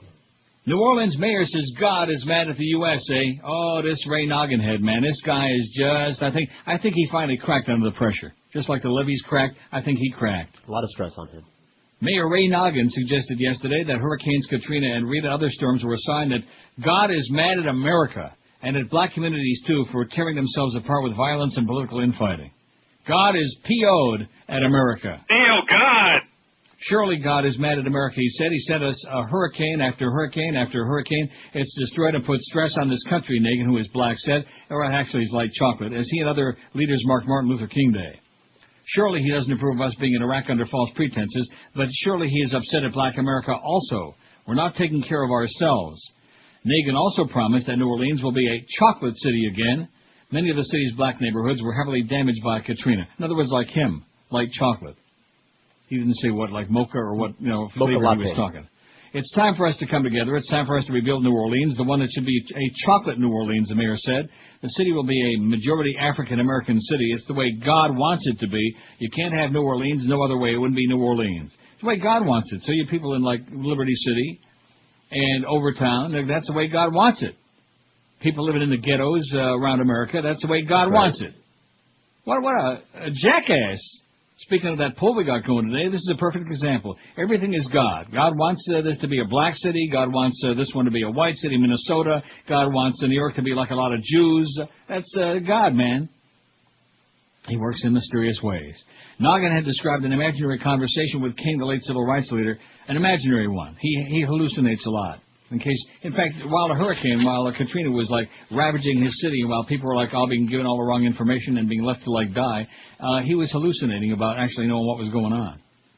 I said, what is it going to take for us to move and live on your dream and make it a reality? He said, I don't think we need to pay attention anymore as much as about other folks and racists on the other side.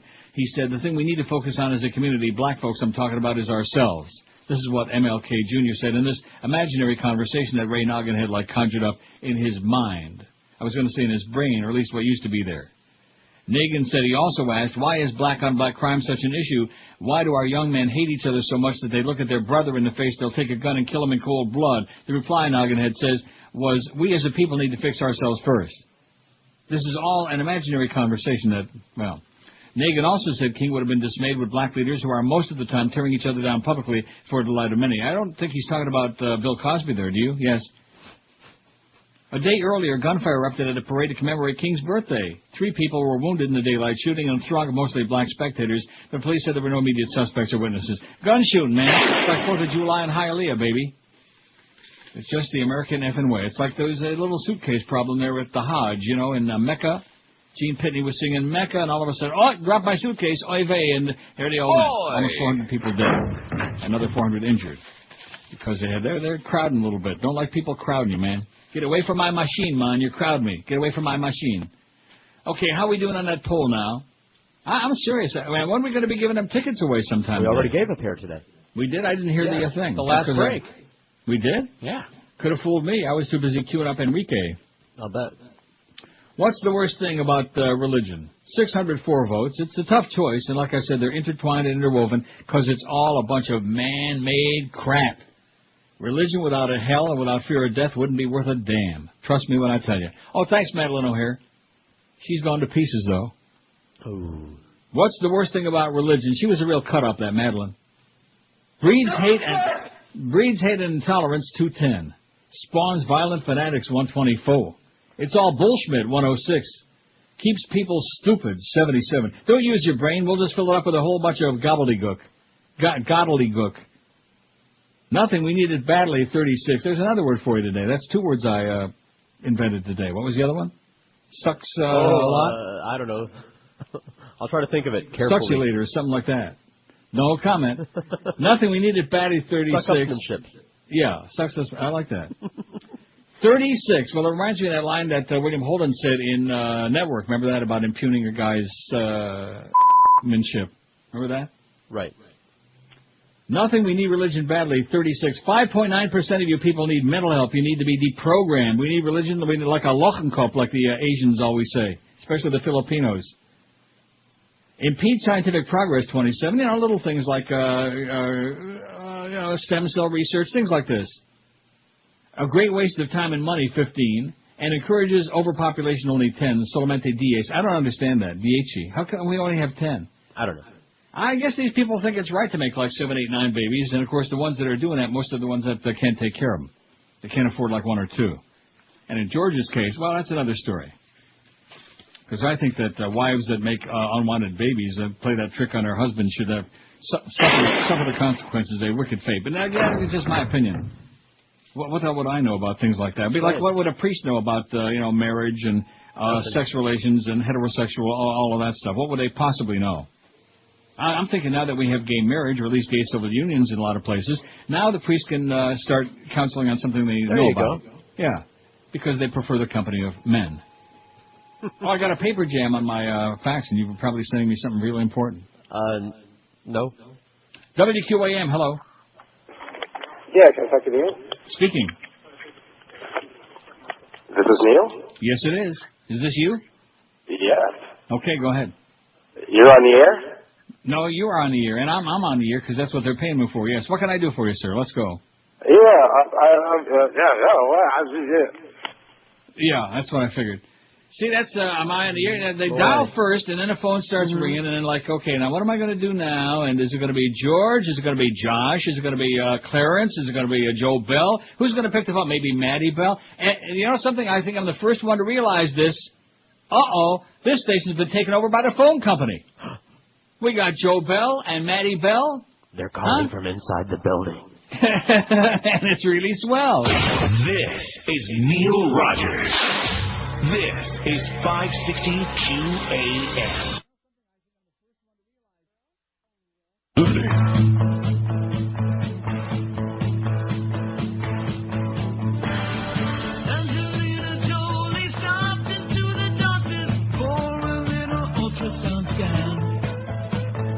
Doctor told her, Angelina, baby's coming. Get some diapers while you can. Hey, Brad, guess you know what your manhood's for. Hey, Brad, making babies didn't take too long. He is very proud, she's got protruding tummy. They'll make a good mom and dad. Chance that they might go the way of most celebrities. Let's just hope the marriage lasts. Hey, Brad, you'll be a dad before too long. Hey, Brad, leaving Angelina would be wrong. 11:45. Much to do about nothing, but then again, that's the kind of important stuff that people are all whipped up into a frenzy about. Oh, yeah, because they told us so. Yeah, it's important now. Brad and Angelina, they're having a baby. That kind of stuff happens when you do the old, Yeah, I know. Yeah, you do know. See, so quit doing that. At least at home, anyway. I have. I know. That's what I hear. Oh, speaking of that, and didn't I ask you before the show what's the big simmons with Heath Ledger? I mean, he's a good actor. I'll give him that. Sure. But what's the big deal with him? Like, he's a sex symbol. You're wrong, man. He's a craggy man. He's a young craggy guy as opposed to like old craggy like Sean Connery and Tom Selleck. Hey, Tommy. You fairy. Huh? Sean Connery. Heath Ledger's PO'd at the ban on that movie. Remember we had the story last week about that theater in Utah, I think it was, where they're banning Brokeback Bareback Mountain? Mm-hmm. Hot Oscar tip. Heath Ledger has compared U.S. bans on a gay cowboy film to racism. He said he's not surprised that Utah cinema had banned Bareback Mountain, which depicts a lifelong love affair between two Montana cowboys. I heard a while ago that West Virginia was going to ban it, but that's a state that was lynching people only 25 years ago, so that's to be expected, Ledger said. He should have picked Virginia because they lynched people like 25 days ago, or less than that. Right. Remember that? In Lynchburg, right? Personally, I don't think the movie's controversial, but I think that maybe the Mormons in Utah do. I think it's hilarious and very immature society, these people. If two people are loving, I think we should be more concerned if two people express anger and love than love. You're gay. Ledger was in Melbourne last night, well, this is a few days, with his partner, Michelle Williams, not a guy. Ooh, she's a hottie. Well, she's his partner. And she don't look that good in this picture, but it's probably a bad photo. She's hotter than he is, which ain't saying much. With his partner and Bareback Mountain co-star, with his, what does that mean? And their daughter Matilda for local premiere. I don't know what that means. She's been a big hit, Matilda, and had a big opening weekend. There'll probably be a sequel, Ledger said on the red carpet. Ledger's been nominated for a Golden Globe, and Screen Actors Guild. Well, we know about that. We'll get to the Golden Globes momentarily. They won 4 Golden Globes, Bareback Mountain, last night. How do you like that? fairy! He earlier said he was incredibly proud of the film, but awards were the last thing on his mind making the film. If you're thinking about ahead about people's opinions or how the film's going to be judged later, it affects the decisions you make on camera, he said. While filming the love story with co-star Jake Gyllenhaal, Ledger was falling for on-screen wife Michelle Williams. It was obviously a very personal, beautiful kind of evolving life and love that was occurring off-set, and we'd go to work, he said. Aww. Maybe he and Jake are like falling a little bit, too, on the side. Ledger arrived home in Sydney 8 days ago, but said the paparazzi there would make it impossible for him to live there for good. One photographer alleged that Ledger's uncle spat on him, a claim that Ledger denies. He said he wouldn't spit on the best part of him if he could find it. Of the paparazzi, he said it sucks because it's only when I come back to Sydney. It's not like that here in Brooklyn where we live now. Well, thank God for that. No paparazzi in Brooklyn, just really good deli, is what I'm hearing. Hey, speaking of movies. Yes? Oh, that's right. We forgot to get Josh's opinion on the Patriots losing on Saturday. Which, well, we already know what that is. He's ecstatic. Big Denver fan now. I'm jumping around And the movie Magnolia. My review is I think it's a good movie. I will disagree with you in the fact that you think it's the greatest movie of all time. I didn't say that. But you think you put it right up there with the greatest movie. I think it's one of my top 10. I think it was good. It was worth seeing. Now, I'm confused. Would you give it like top 20? No. Top 50? Maybe. Top 6,000? Yes. Okay. Okay. You got to explain the ending to me, because I'm confused on a couple things. Mm-hmm. Number one, there's got to be some significance with the frogs, no? Like the kids laughing? Is there Don't you remember the opening scene? You better go back and watch the beginning again, where the guy that jumped, tried to commit suicide, Yeah, and he got shot, and then he got shot because she was shooting at her husband and she missed. Right. Which allegedly is a true story. I'm not buying it. But anyway, that's one of those myths, one of those it's been going on for a long time, that whole story about getting shot. Crap happens. That's the nature. That's the whole theme of the movie, is that Schmidt happens. Okay, I got that. Right. But and so that's why the frogs fall out of the sky, because Schmidt happens. That's all. But when the frogs are flying, raining down. Oh, you just spoiled the movie for everybody. Don't watch Magnolia if you don't know that the frogs are going to fall in the sky towards the latter part of the movie. I didn't give away any of it.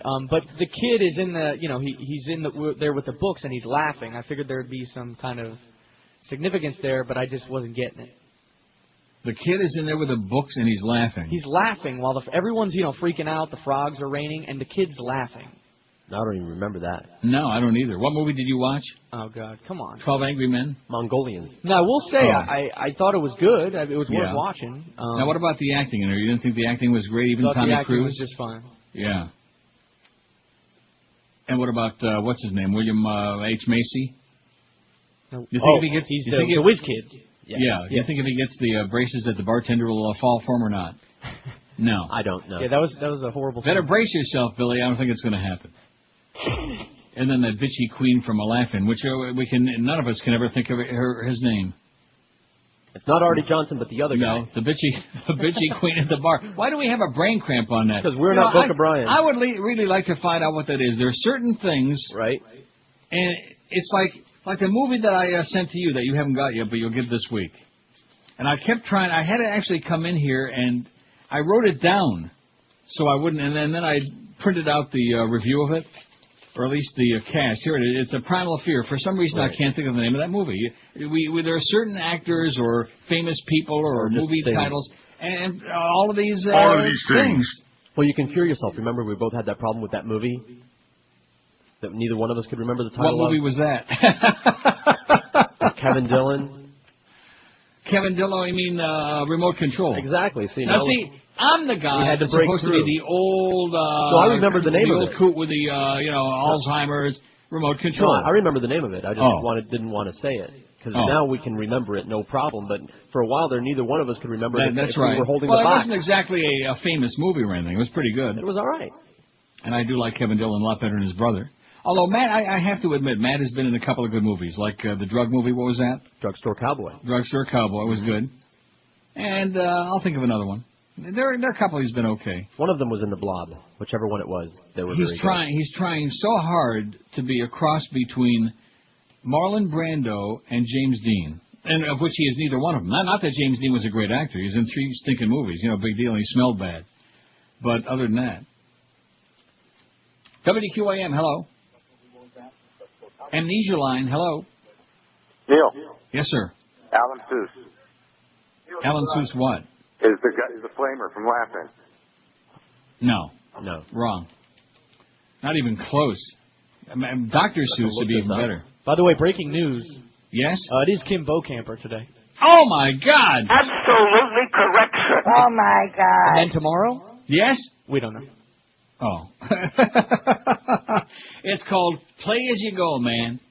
We're going to make up that lineup as we go along. So it's like a baseball team that's like missing the number 5 hitter in the lineup, Well, we don't know, but maybe if Lou comes back from his disease tomorrow, we can put him in the lineup. Or maybe if, whatever. You better beef up and be ready to play with the big boys. So Kimbo Camper at 2. I'm sure the Humpers had his fine finger in air because he went to lunch with the boss on over the weekend. And probably put in a real good word. See, I should have pushed harder. I just didn't want to offer too many opinions because I don't want to always be, Neil's the one that programs he gets this one hired and he gets that one fired. Baloney. Bayoni, man. You know who said baloney? Who? In a movie? Who? Speaking of Olivia Newton-John. No, she wasn't in the movie, but he was married to her. Matt LaPanzi. And what was the name of that movie? I bet you neither one of us knows the name of that movie. That was a cute movie. Who? What was in it? Matt LaPanzi. She was his French tutor, don't you remember? And he was banging a French tutor. The chick with the big boobs? Yeah. My tutor? Oh. My tutor. All right. Oh! See, I came up with remote control, and you come up with my tutor. When I saw that movie, yeah, I touched my tutor. Did you really? Yes. At any rate, I bet it made some noise, too.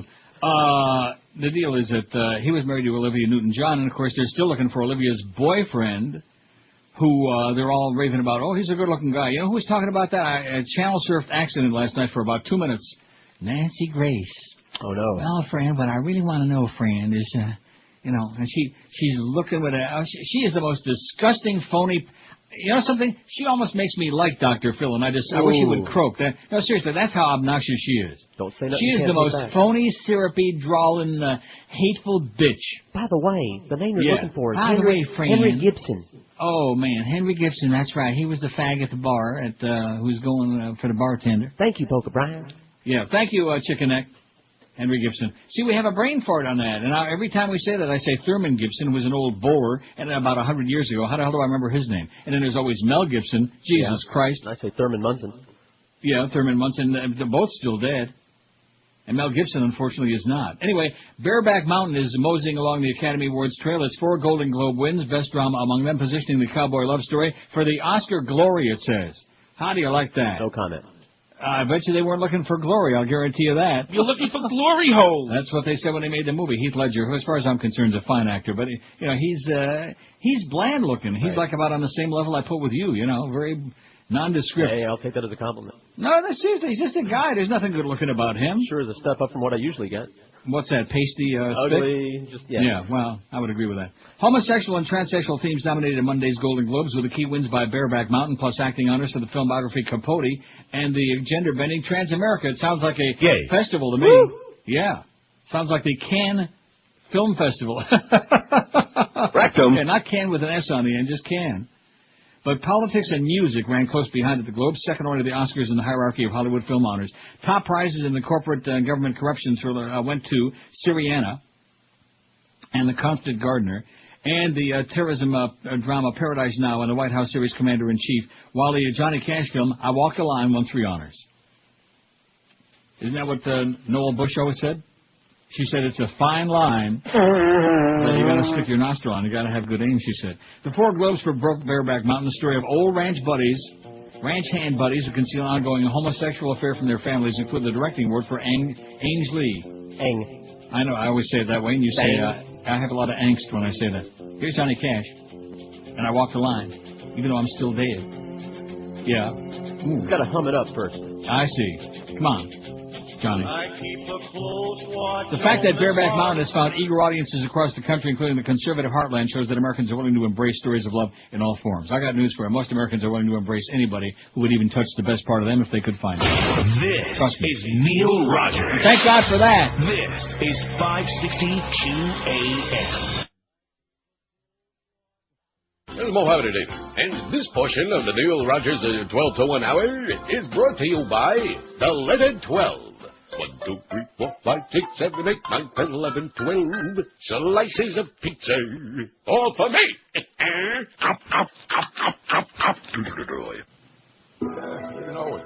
Reach a decision. How about it? Packed my pizza and shoved it into my checkered bag. Now you can't kick Moe around no more. All that rape's got my butt sore. The best years of what remains of my life I gave to this place. Just for old times, I think I'll go and hail the fumes of the fleshly imprinted men's room. I've had enough of you guys not using asteroid. You bastards should only drop dead and die. Gonna stay home far away from here. I'll hand my keys back in for the car that I drove on town. I'd go to my orifice and clean out my desk. That is, if I only had an orifice or a desk. I'll slap up to Boca to the Publix and watch the shoppers from a bench. I wonder if Raymond Burr felt this way when he got turned down for a day. Door, door, door, door, door, door, door, door. Door, door, door, door, door, door, door, door, door, door, door. Door, door, door, door. I'm leaving here, but you sport hole quiz ain't going to last of me.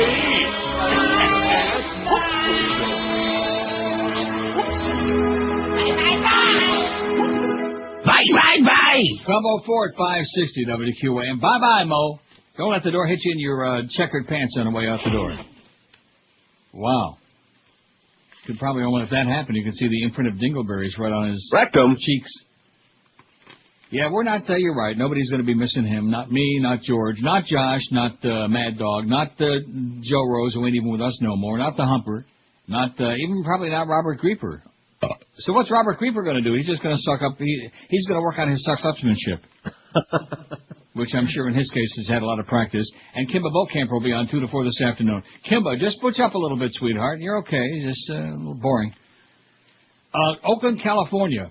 Piles of goose poop at a city lake have officials struggling to find a way to clean up the mess for picnicking parkgoers, and partygoers. Full-time resident Canada geese arrived at the city lake Merritt in 1954 when several injured birds were introduced to the refuge.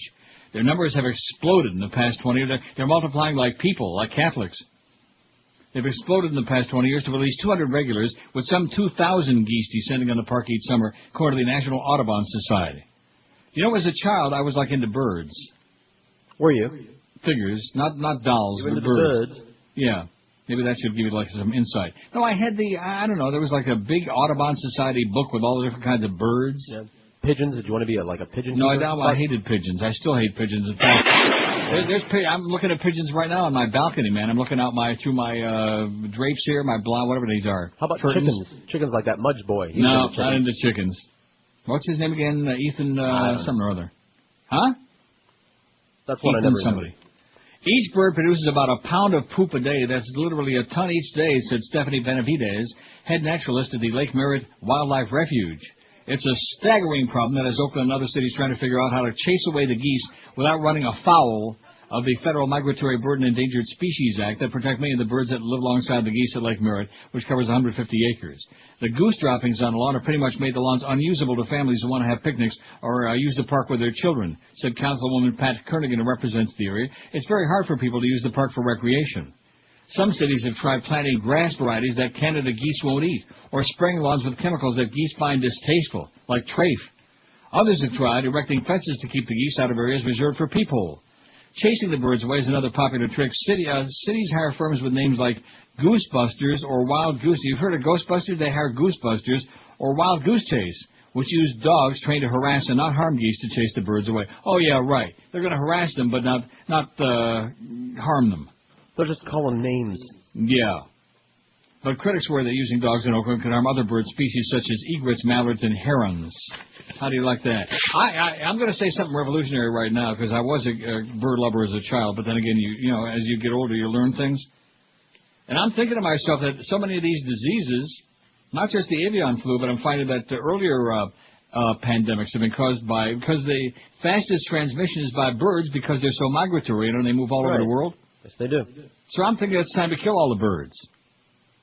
All right. Isn't that a good idea? First we get them before they get us. Don't you think that's a splendid idea? I saw that movie. Yeah. Kill the birds. Get us. We'll get Tippy Hedren off retirement. I like her a lot. She's still alive, too, I think. Isn't she? I don't know. I'm looking up. Please say yes. Uh-oh, Trent Lott to announce whether he'll seek re-election. Oh, boy. Spend the future with my wife, Tricia, Pascagoula, and our family. Mississippi. Spending more time with the grandchildren. You know, their house was locked do down. I continue to ask the people to allow me to serve this great state in our nation's capital? And I've made a choice, and it's been one of consultation and one of support by my wonderful wife. But I have chosen Mississippi and America once again. I am going to ask the people to re-elect me. Oh, jeez, like I said. I thought it was going to be like a story, you know. He's running again. Oh, they're all getting up. Hey, you go, Trent. Wave the pom-poms now, you cheerleading jackass. You fairy. God. Trent Lott's going to run for a fourth term. I hope he gets his ass kicked, you know what? I hope that every Republican, every one of these goose-stepping Nazis gets their ass kicked, because you notice, even most of the moderate ones, not all of them, but even the ones who we thought were like a little bit more on the moderate side, they're all like goose-stepping over to the far right, except maybe for that whiny Susan Collins and John, what's his name, McCain, who every now and then says the right thing but then changes his mind. He waffles all over the place. He ripped Bush pretty good on Sunday on one of them talking head shows, John McCain. If they could just stick that cheek back in place. Oh, and speaking of goose poop, Des Moines, Iowa. A man has received a $500,000 federal grant to mass-produce his invention, a machine that removes the odor from hog manure. Have you ever driven by a pig truck? I have. With the windows down? Yes. Driving around with your windows down? Oh, my God. They look like pigs, but they're foul. Even those Europeans, man, at Woodbine don't smell that bad. Oh, and speaking of Woodbine, Russian women, I'm going to tell you a story in a minute. I just can't even begin to, just foaming at the mouth. Foaming at the mouth from yesterday. Don't think I've had the pleasure. Wow. The Tempest Dryer, developed by Lauren Balvans, is designed to help solve water pollution, odor, and noxious gas problems in the hog industry. Man, maybe we can do something for Josh Friedman, but I doubt it. Now, is he working at the other joint? Yes. Good. Best news I've heard all day. Balvan said that because his invention separates water from the solids in manure, it can solve air and water quality problems. A lot of manure stories going around, you know what? Because like I told you about Magnolia, Schmidt happens. That's the... Go back and watch the beginning again. It won't take you like 2-3 minutes. I don't need to. I remember it. And that's the message of the movie. That's why all the other stuff happens. Schmidt happens, man. Just like the thing with the game show guy. Remember the... Oh, and here's another question for you. The thing falls from the ceiling and the gun goes off and... The cokehead chick, right? The guy's daughter. Right. Okay. Who's talking to her at the end of the movie? Who's that guy? Do you just see his back? Remember, the mom goes to see her. I thought it was the cop. And she's there. Well, you don't know that. You know what I'm saying? Yeah, I'm going to have to watch it again. I'm going to have to watch it again. I don't know who is talking to her at the end of the movie. Well, I'll answer your questions. I will watch it again this week because it's one of my very favorite movies. Now, what about the music? And when you give me I thought it was a musical. Remember that? You give me that song. Well, because I didn't know what movie it was. I got confused I see. with other movies. I thought you were talking about Moulin Rouge. I was. Yeah, it was not a musical. Yeah. Oh, Moulin Rouge. Forget about that. This song goes very well with the movie. Absolutely. Perfect. One is the loneliest number that you'll ever do. Two can be as bad as one. It's the loneliest number since the number one. Oh! Amy Mann, who we all on this show love like crazy. But at any rate, but I'll tell you the best song from the movie, which is really morbid and depressing. But then were we just saying that most good movies are morbid and depressing, like Requiem for a Dream, we were and like all these other ones that I'm seeing? I wouldn't say most good movies. No, most movies are morbid and depressing, at least in one way or another. Now, what is the Wake Up is the name of that. It's only about 18 minutes long, too, this cut. I'm not going to play like more than 2 seconds, because once we do the audio, oh, geez, there he goes with that awful music again. Oh, man. Do you think that this was like set the tone? Yes.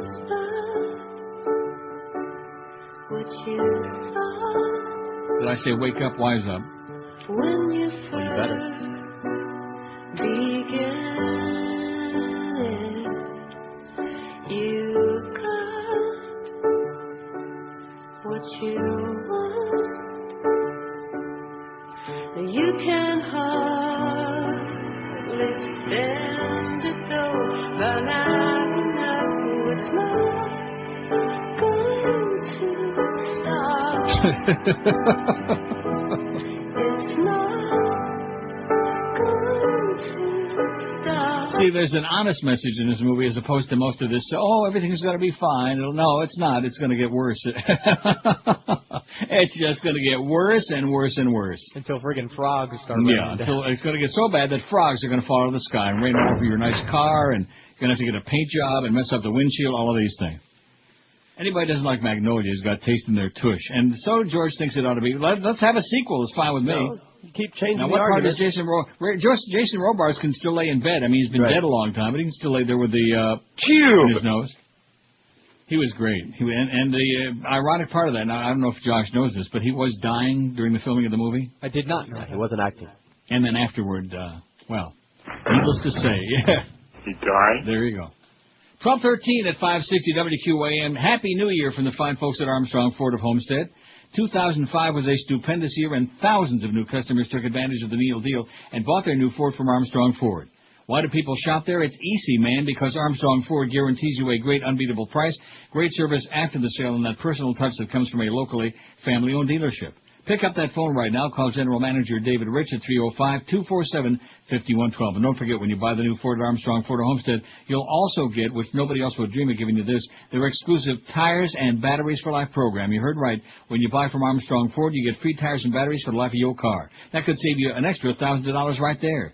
David Rich and the staff at Armstrong Ford guarantee you won't find a better price anyplace, so why be stupid when you can do some smart car shopping at Armstrong Ford? And being locally owned and operated, they treat you just like family to make you a customer forever and ever. No bait and switch, no phony sales. So start the year off right with a new Ford from our good friend David Rich and the staff at Armstrong Ford of Homestead.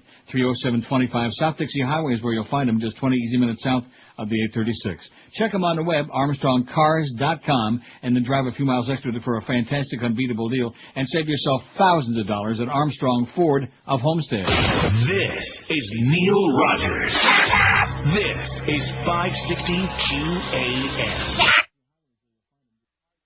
Beware of exploding balls. New from the Gap. Gap for kids and baby Gap. It's the new and exciting Grandma Gap. The blouse I bought at Grandma Gap fit right over my tumor. I found a pair of trousers that fit right over my Depends, even after wearing them for the whole weekend. With my arthritis, I couldn't get out of this dress for over a month, but I didn't want to. It's so pretty. I was trapped in the dressing room for a week. Could you help me get out of this straitjacket? I've got rheumatism. Grandma Gap. I'm falling. At a mall near you. And I can't get up. Ahoy! From 19 at QAM, 711. 711 votes. You see that? How the significance of that? It's even better than 666, I do believe. How about that? 711. Oh, thank heaven. What's the worst thing about religion? Oh, thank heaven for that big gulp. Religion breeds hate and intolerance, 243. No question about that. Anybody who denies that is so full of crap, man. Just oblivious and so brainwashed that it's beyond our scope. Although I prefer Listerine now, the new orange stuff. Isn't that interesting that Listerine used to be like the old original stuff? Nobody would drink that stuff. Well, I mean, not drink it, but swish it. They still have it. What? Well, that's for people like with a strong fortitude or something. Or strong halitosis. Right, or just no taste.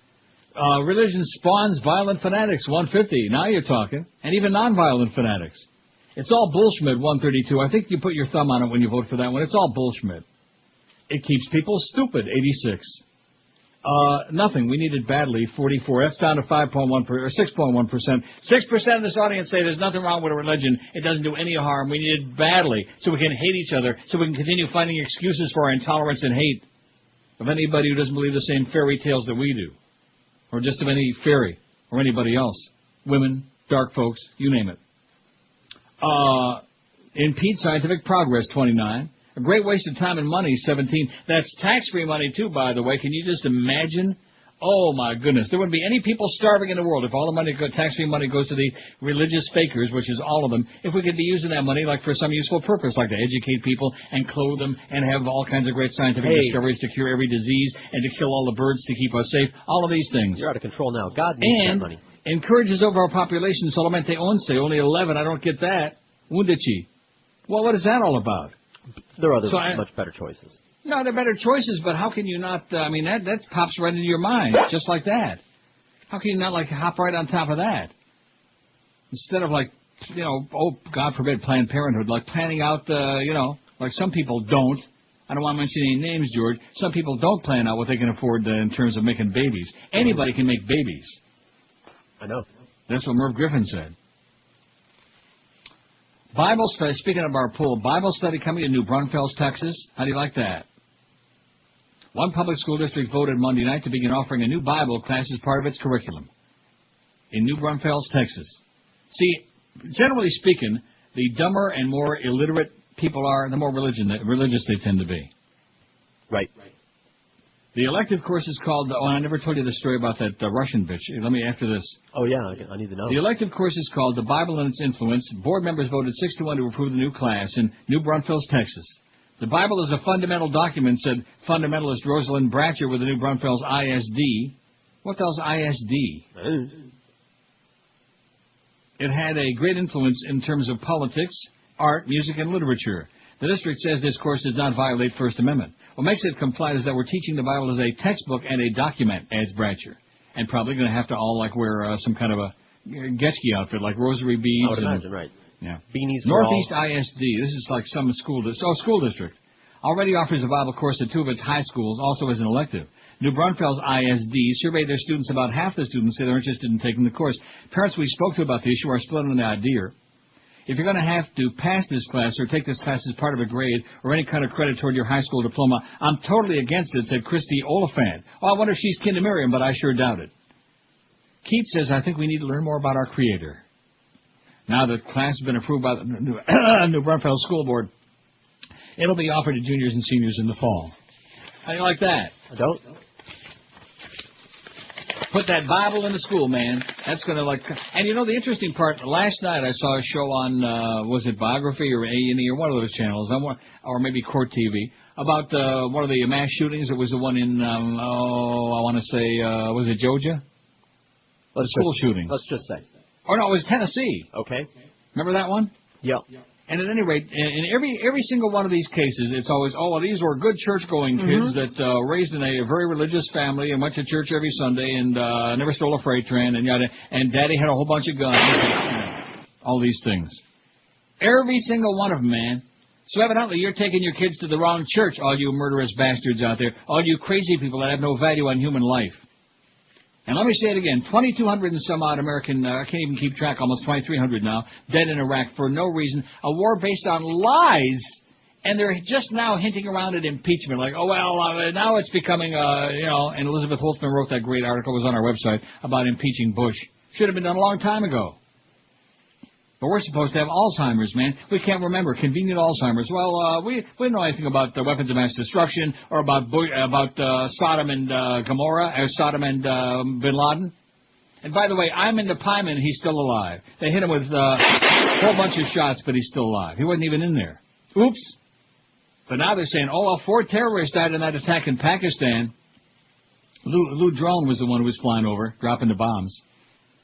He dropped a few bombs there. Maybe that's why he was always sitting in there smoking that pipe in the dark, cover up the smell from his bombs. Okay. Lou Drone. That was a W Snooze, way before your time. Lou Crone, Drone. Get with it, man. At any rate, it was an accident and somebody got hurt. But 4 evil guys in there got hurt, plus another 14 that had nothing to do with any of that. They were just having a nice dinner. The one guy lost all 3 of his kids. The one father, 3 of his kids are all dead. But, oops, sorry. Well, they shouldn't have attacked us. Maybe we'll apologize. That's right. If you people would stop attacking everybody, all you Pakis. Oh, wait a minute. I mean, all you Iraqis. All you Saudis. Now, how are we doing? We didn't get Al-Qaeda. I'm in the Pyman. I'm in Al-Zawahiri. We didn't get Al-Zarqawi. We didn't get Al-Qaeda. We just aren't doing too good on the Al front, are we? Huh? No, but... What the Al? What's that got to do with Russian chicks? Oh. So anyway, I don't want to make a long story about this, but there's a Russian, young, like maybe 25, not that bad looking, by the way, you might have liked her, but believe me, you wouldn't want to, nasty, hostile bitch. So she's playing about 3 machines because it's early in the morning, there aren't too many people around, including one that I had played and got $500 on. Well, guess what? Now she's got 3 machines tied up, and I'm kind of like stuck on the left one there, which I don't want to be stuck on a dead machine, which I was doing. And her trick was that she'd put like a 20 in there and play like about 5 credits, and then she'd go away for half an hour. And now I realize she's gone over to the other side of Wheel of Fortune machines in the front, where there's a whole bunch of them, and she's got 3 machines tied up there. So I finally go up there and I look, and sure enough, she's got only 2 credits left on the machine I want to play, and she's got her coat on a chair, and like every 45 minutes she'd come racing back and like put another, she wants to tie up the machines because she's afraid that somebody else might get something, Right. So I finally get really exasperated because I'm tired of feeding a dead machine, man. And I go up there front. I said to her, you left 2 credits in that machine. I wish you'd come and take your money out if you're going to play up here because you can't tie up.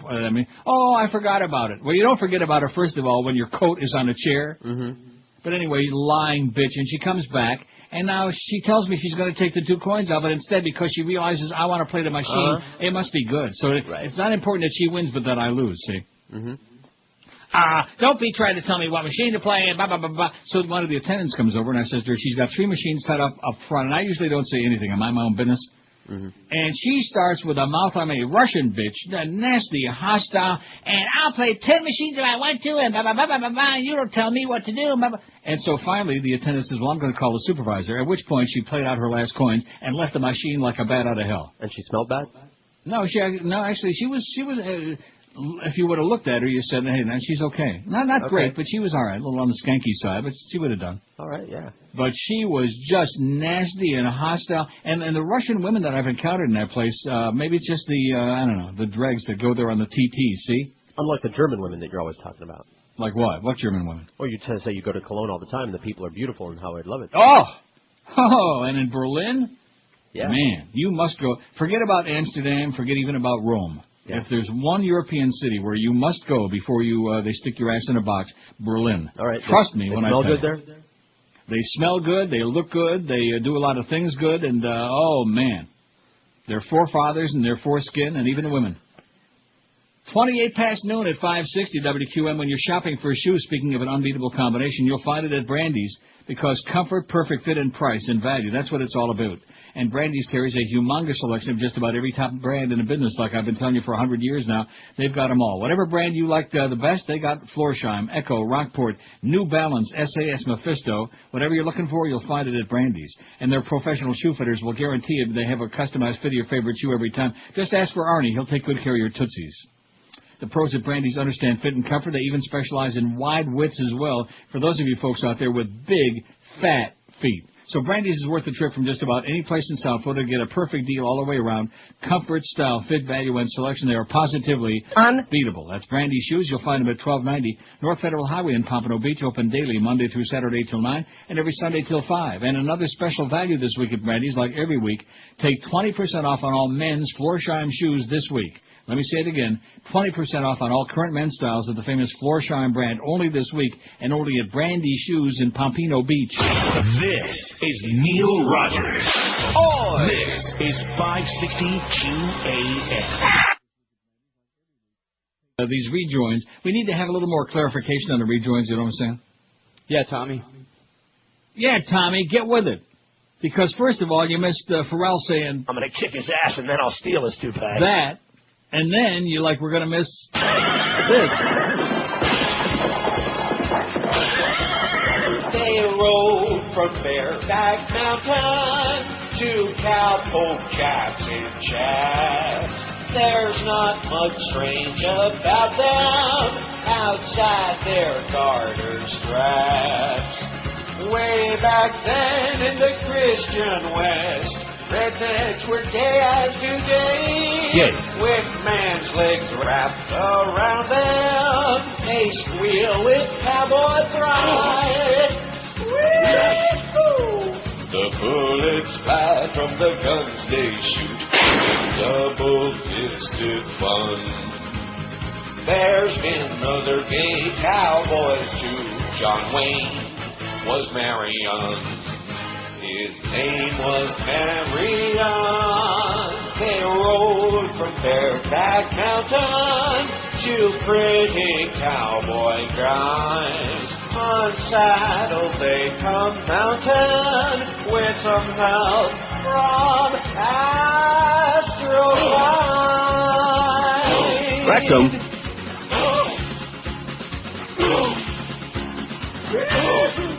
You fairy. 12:35. There was a horrible movie. I don't know if it's horrible, but I won't watch it. With Nicole Kidman, who I like a lot. It's called My Story, I believe is the name of it, about some guy who's dying of cancer. Ew, sounds depressing. From 2004. And it was on, I've seen it several times on the cable, and as soon as I read the blurb of what it's about, I mean, not that I don't sympathize with people who die from a whole bunch of things, but it just, don't we see enough morbid and depressing movies already? That's not entertainment. No, it's depression. Speaking of dying, doesn't that mean that you need to watch I'm City of dying God? over here. I need to do what? Watch City of God? Pretty sure. That was the deal. I think that's what I heard, too. Hello? All of a sudden, I can't hear the guys down in Florida. All right. This weekend, I'll watch it. Don't skip around. Or maybe if we have... and I'll watch it by the end of the weekend, for sure. Yeah, when the kid gets shot, just look away or something. No, I don't have a problem with people. It's just so pointless. First, he shoots the one kid in the foot. Look, and there's then a lot of violence. Just brace yourself.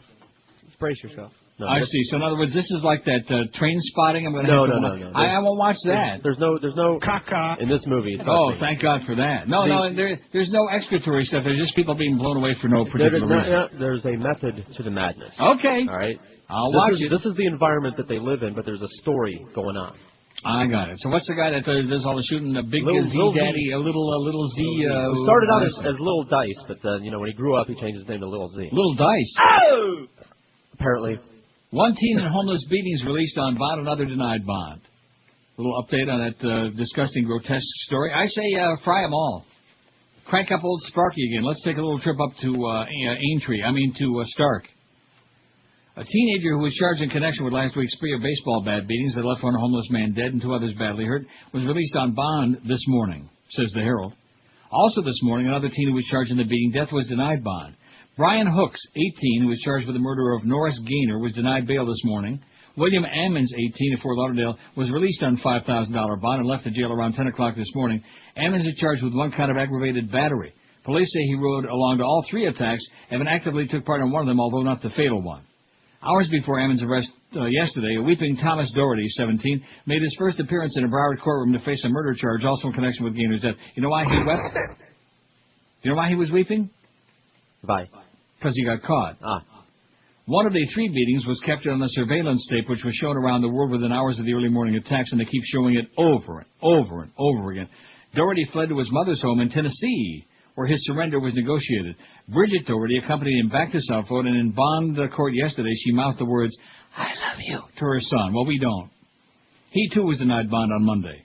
Ammons, who did not leave South Florida after the attacks were shown on TV, was first interviewed by the police on Friday night. He gave officers the names of Hooks and Doherty and could ultimately be a key witness for the prosecution. Neither Doherty nor Hooks, who also surrendered to police on Sunday, has given a statement to police. In court yesterday, Doherty's lawyer, Bob Nichols, asked the judge to order a psychological evaluation for his client. Circuit Judge Stephen DeLuca agreed to do so. Hooks, who graduated last year from South Plantation High School, and Doherty are accused of beating Gaynor, 45, to death in Esplanade Park across from the Broward Performing Arts Center around 2 o'clock Thursday morning. According to a police report, 2 people, one of them Ammons, saw Hooks and Doherty approach Gaynor carrying baseball bats. Oh, what a couple of courageous guys. The report, based on Ammons' initial statement, says Doherty went after Gaynor with his bat, while Hooks stood by, bat in hand. The report doesn't identify the other witness. Hooks' attorney, Jerome Kroll, cautioned against a rush to judgment against his client. The current charges levied against Brian are not representative of his culpability, Kroll said. Once all the evidence comes to light, we believe it will cast a different picture of Brian's involvement. In addition to the murder charges, the teens also faced aggravated battery charges in a 1 a.m. attack on Jacques Pierre, 58, who'd been sleeping on a bench outside the downtown Fort Lauderdale campus of FAU, 111 East Las Olas Boulevard. He suffered broken bones and lacerations. That's the beating that was captured by the FAU surveillance camera. The tape shows 2 young men believed to be Doherty and Hooks repeatedly clubbing the defenseless Pierre. I say just line a whole bunch of them. Save us a lot of time and money, don't you? Sure. Yeah. Or maybe just take one of them old billy clubs and just club them to death. I don't know. Maybe I just, as I get older, I don't want to hear any stories about how they were abused as children, they were misunderstood, they were bored to death 1 or 2 o'clock in the morning, they didn't have nowhere else to go, nothing to do, you know. Mm-hmm. Right? Yeah, what would you do? I don't know. Probably be sleeping. On a bench? In Delray.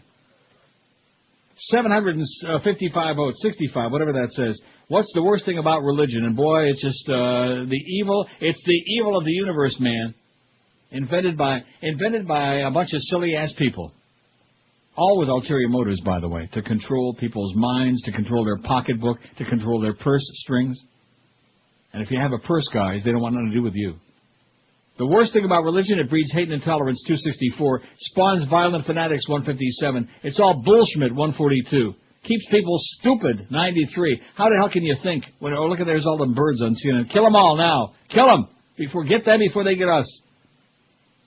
Keeps people stupid, 93. To be honest with you, if I never had chicken or turkey again, would it bother me? No. Wouldn't bother me. Okay. And then, of course, there's those mad cows. Kill them. Let's see. Nothing we needed badly, 51. 6.6% of you enter the religious crap. The God Squad. Oh, man. How come we don't form the God Squad?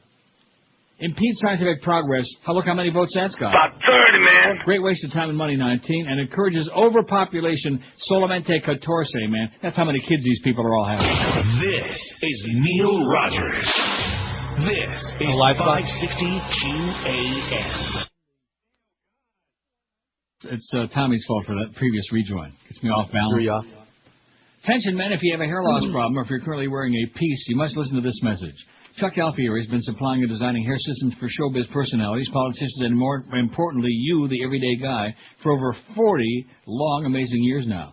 Now, most people say you can always spot a hair system. Those are the bad ones. I say, how many good hair systems go unnoticed? You don't even know it's a piece. Charles Alfieri systems are completely 100% natural, designed with just the right amount of hair and the proper recessions.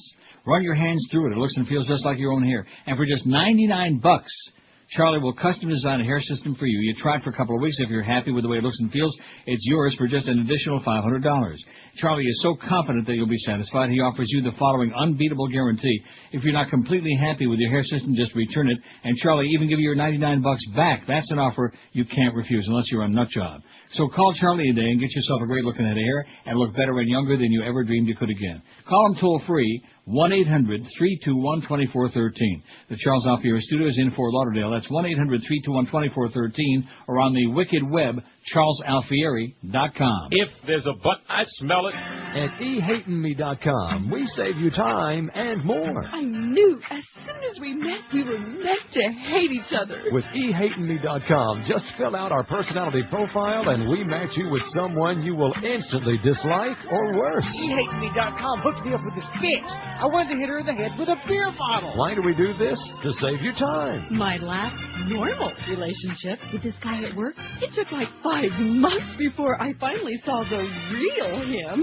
What a bastard. But now with ehatingme.com, I know right away. Within 30 seconds, I knew he'd lie to me, cheat on me, have a secret bank account, tell his buddies lies about our sex lives, fart and hold my head under the covers. This way, it's so much better. We meet, say hi, And to save you money. No dating, no birthday, anniversary, Christmas, or Valentine's presents to deal with. No makeup or jewelry or hairstyle expenses. We talked for about 30 seconds, and I just cut her a check right there for half a house plus alimony and child support. I saved thousands. Thanks, ehatingme.com. So what are you waiting for? Log on to ehatingme.com now when you're ready to find and flush the bitch bastard in your life. 14 till 1 at QAM. If I want to play 10 machines, I'll play them. You mind your own business, and you don't be telling me blah, blah, blah. Just screaming and shrieking, this Russian banshee. Did she curse you in Russian? Next time, call her a suka. Sukas? Suka. Oh, okay. How do you know that Russian stuff? My woman happens to be Russian. Do svidaniya, spasiba. Call her a kurva. I used to know a little bit of Ruski. In fact, I can write like a little Russian. I had like, at any rate. Call me Pinko, yeah, we knew it. 5670560. I'm surprised that the audience doesn't have any spillover. I guess they got out of their system with you yesterday about the Moe departure. Just that guy, that one guy. Then about Bo Camper filling in today. I don't know. I don't want to say too much. But I will anyway. Come on, we got to do better than that. You know, Bo is fine on weekends, occasional fill in here and there. He's a spot player, you know. But as far as a broadcaster, wow. WQAM, hello. Hello. Yes, sir. Hey, how's it going, fellas? All right, so far. All right, that's good. That's good. Quick opinion / suggestion regarding your bowl today. Yeah. It's almost perfect, except for one choice you have there. If it wasn't for that, I suggest you would put at the bottom all of the above. All of the above? Well, you can't do that because it says nothing we need. You have that one there, yeah. You have Yeah. that one there that says. Right. Well, for those guys, whatever. In other words, all of these things. Yeah. Yeah. And by the way, I'm kind of glad that Mr. Moe's out of the picture now, so hopefully they make a good choice. Yeah, we can have one happy family and be a little bit less dysfunctional than we were before with that festering hate and all the shenanigans going on behind the scenes. If the boss is listening, about Mr. Mad Dog right after you, that'd be great. 2 to 6, man. You're right. You got your thumb on it. You're hired. You're the new PD. Thank you, Pally. Yeah, that's what the deal is. We had phenomenal numbers there between 2 and whenever he used to be on, 2 and 4, and then Hank would pick up from there, and, you know, it was just a logical progression. 2 to 6, man, the Mad Dog, or even 2 to 5, and then 5 to 7, then we can worry about that driving home time. I don't know.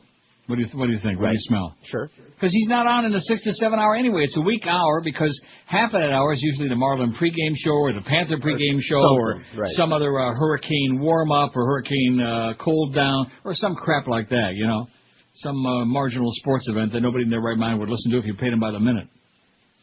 We want the Mad Dog at 2 o'clock right now. All right. Get him on there today. Come on in early, Mad Dog, and just push Bo Camper. Well, I don't think he can do that. I was going to say push him out the door. What's wrong with Bo Camper 5 to 7 today? Wouldn't that be good? That's fine. We want the Mad Dog. We want him now. Who did Mo for Sports Talk? Mad Dog. You see what I'm saying? Not that Who you did have Mo? to suck. Yeah, I think that's that's the choice. And how come that's not on the poll yesterday instead of the silly stuff like, you know, see, I just can't handle it. You know, it wears me out. Anybody in Suds. With all due respect to the Humper and you guys, well, what's the point? Why it's just an exercise. It's an exercise. That's all. When you didn't put I hate this poll on there, and you didn't put it on there today either. You're right. You need to put I hate this poll, and you also need to put on all of these things. I don't know it doesn't include that one goofball thing about there's nothing wrong with religion. Most of the above. How's that? Huh? All of the above. Let me say it again. All of these things. Right. Just that way. Got it? All of these things. All of these things. All of these things. All of these things. Got it? That's fine. Okay. Well, I had a fax here that you sent me that was fairly interesting in some respects, and I think I Schmidt canned it. What'd I do with it? Oh, no. Don't you hate that when I do that? It's part of that Alzheimer's. Anyway, remote control with Kevin Dillon, who's probably old and really ugly now. That was kind of an interesting movie, and, you know, kind of a grade Z movie. Right. Cult following, one of those deals. Well, there was an interesting feature on last night. It was about the cult movies of the, 70s and 80s. Okay. Including, what you call it? What do you call it? What's it called? Rocky Horror Picture Show. Oh, that one, yeah. Yeah. Now, that was awfully gay. You know, if you ask me. That was all fun. Yeah, I know that, but I don't know. A lot of people who went to see that. There was some gayness in there. I don't know. I lost the facts. So send it back to me again or not, as case may be. What did it say? Was it the one that said, hey, Neil, here's a poll idea? Oh, yeah. I got to have that again. It's coming at you. Okay. WQAM, hello. Hey, Neil.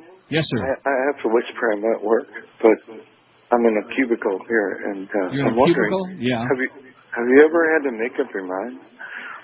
Have you ever had to make up your mind? Yeah, I just did. 5670560. Maybe he's just having a loving spoonful for lunch. I can't say a spoonful of what, but nevertheless. Rectum. WQAM, hello. Throw in a pizza. There you go.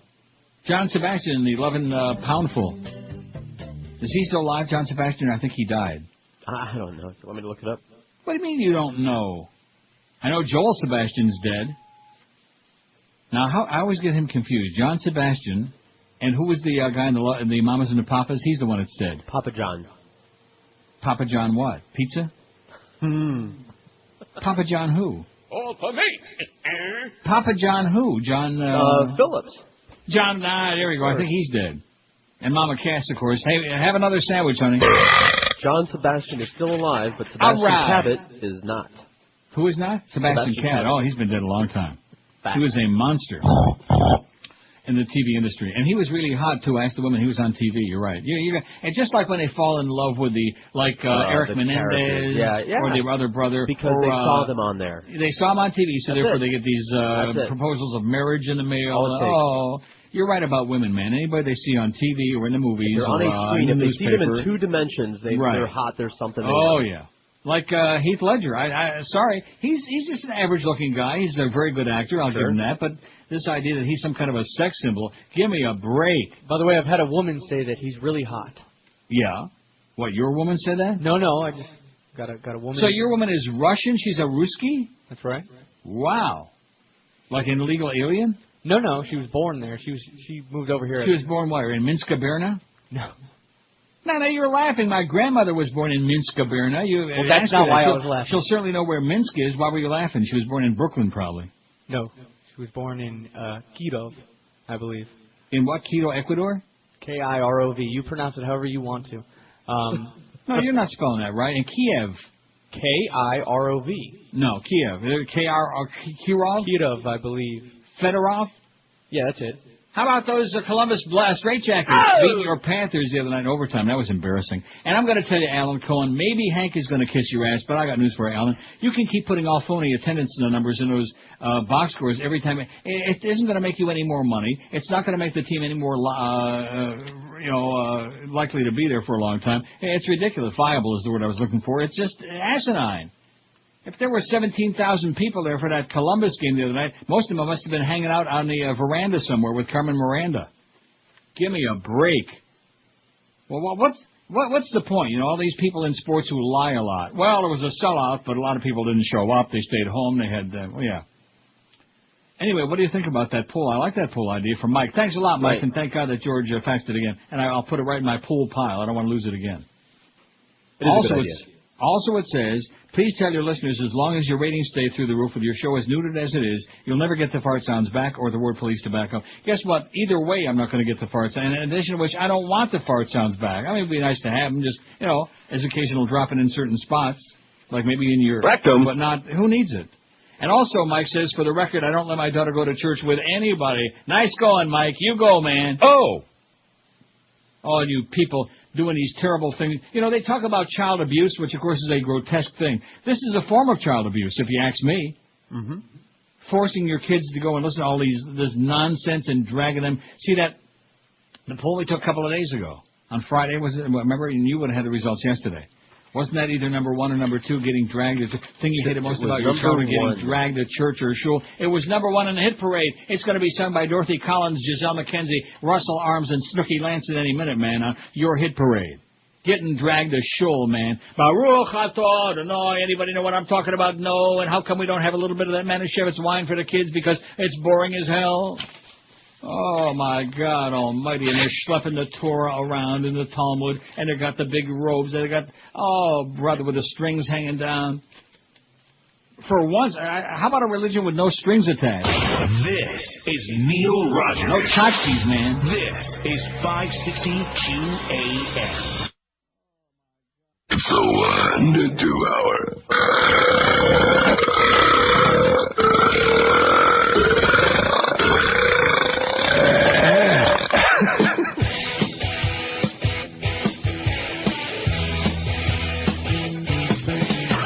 Got my Harley running. Gonna get the seats back. Yelling to Maria. Hey honey, I'll be back. With my son sitting in the sidecar, I hit the road at a turtle space. You know I hit a car backing out from the driveway with blood spurting from my face. Well, I was not driving wild. Terminator travels in style. My son started to cry. The driver's gonna die. No charges filed. I'm going wild. Look out! Look out! Why don't you watch where you're going, you idiot? That's right. Don't forget, nobody's above the law except George Bush and Arnold, okay, because they're from very wealthy families and they got lots of money. Right? Right. And Arnold knows the Kennedys. I eat grapes. I'm a grape eater. Yeah. 101 at 560 WQAM. I'm trying to print out a story. Maybe I'll just read it, okay, because I don't think it's going to print out. Uh-oh. You ever have that happen? You try to print something and for some reason, not very seldom with me, but this one just don't want to do its thing. It's not that long anyway. Thing. It's from the L.A. Times. It says Senator Hillary Clinton on Monday blasted the Bush administration as one of the worst in U.S. history and compared the Republican-controlled House of Representatives to a plantation where dissenting voices are squelched. A bunch of cotton-picking idiots. Speaking during a Martin Luther King Jr. Day event, Clinton also offered an apology to a group of Hurricane Katrina survivors on behalf of a government that left you behind that turned its back on you. Her remarks were met by thunderous applause by a mostly black audience at the Canaan Baptist Church of Christ in Harlem. The House has been run like a plantation, and you know what I'm talking about, said Clinton. It's been in a way that nobody with a contrary view has had a chance to present legislation to make an argument to be heard. We have a culture of corruption, we have cronyism, we have incompetence, she said. I predict to you that this administration will go down in history as one of the worst that has ever governed our country. You go, girl. It's about time you start talking about something besides burning the flag. A spokesman for the White House declined to comment, referred questions to the Republican National Committee. RNC spokeswoman Tracy Schmidt said, she's sure busy, that Schmidtmeister. On a day when Americans are focused on the legacy of Martin Luther King, Hillary Clinton is focused on the legacy of Hillary Clinton. Yeah, that's a real good comeback, okay, Tracy, you stupid bitch. You Schmidtmeister, you. Oh, now it's printing out. Now that I'm through reading it, that's the end of the story. There you go. Oh, man. Maybe it'll print out the rest of the story. There isn't any, though. God. Don't forget, we got Kimbo Camper for Moe Howard David at 2 this afternoon. No more Moe. No Moe. In case you missed it, in case you've been out of town over the weekend. No Moe. No Moe. Won't hear him no Moe. But I think it's a great tribute that we keep his memory and his voice alive on this show. And we will. You know, like... Jason, you're on QAM. You know, things like that. Don't you think? Absolutely. I mean... Absolutely. That's what I meant to say. Another trained monkey. Oh, yeah. We got 85 million drop-ins from the Moe Man. Not Howard David, but the Moe Meister. Oh, actually, well, most of them are from Moe, but at any rate. Oh, here's the story about Hillary Clinton. She said the house is run like a plantation.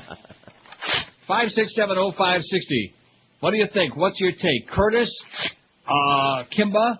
What are the other choices? Joey Reynolds, 2 to 4. The Sheik? Drew Michaels? No! A lot of choices out there, man. A lot of people in the radio business who are desperate at this point. And I guess we are, too. See, like I said, I'm so glad that this GM isn't going to let these things continue festering, like an open wound, you know. If you don't treat it right away, yes? I went to the magic room and ground the rumor mill a little bit. Yeah. Apparently he's going to... grinding it? Our friend Howard is going to be announcing or doing something, I'm not sure what, for the Olympics. On this station, you mean? No, I don't know about on the station. I mean, with one of the networks, I assume, Westwood One or something. Really? So in other words, they're going to send him to Torino. Oh, man. I think he's going to be announcing the luge event. The loogie event? He has experience. Oh, no, I don't want this printing out again, please. Oh, no. Now it's printing out a third time. Jeez, that's my bad. WQAM gossip line. Hello, not there on line 1. Mark that down. Line 1 is screwed up. WQAM. Hello. We can make this work, Mr. G to the 4. Yeah, okay. 567-0560, pound 560 on the Verizon and Singular wireless line. Yeah, you had a good point. I don't know what it was, but I'm sure it was an excellent point. WQAM, hello. Neil, where did Moron go? Where did he go? Home. Are you at home? Boca. Oh, yeah?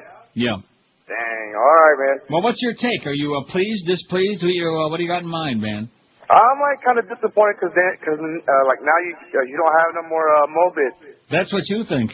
The Mobits just keep on coming. I bet. Okay, Pally. See, he's All right, disappointed because he thought that was the end of the Mobits. No chance. In fact, they may be just the beginning. Like that one. I'm going to get that in there again this hour. That's a classic. Now, did you play that yesterday, or did we just get it today? The Moe's leaving? Yeah. Oh, no, I played it. Wow, I thought I had a world premiere there, and you played it. See, he stole my pool yesterday. He played. I'm not taking off any more of these marginal holidays anymore. All right. All right. WQAM, hello. Yeah, make room in Canada, man. I'm loading up the whole family. We're coming.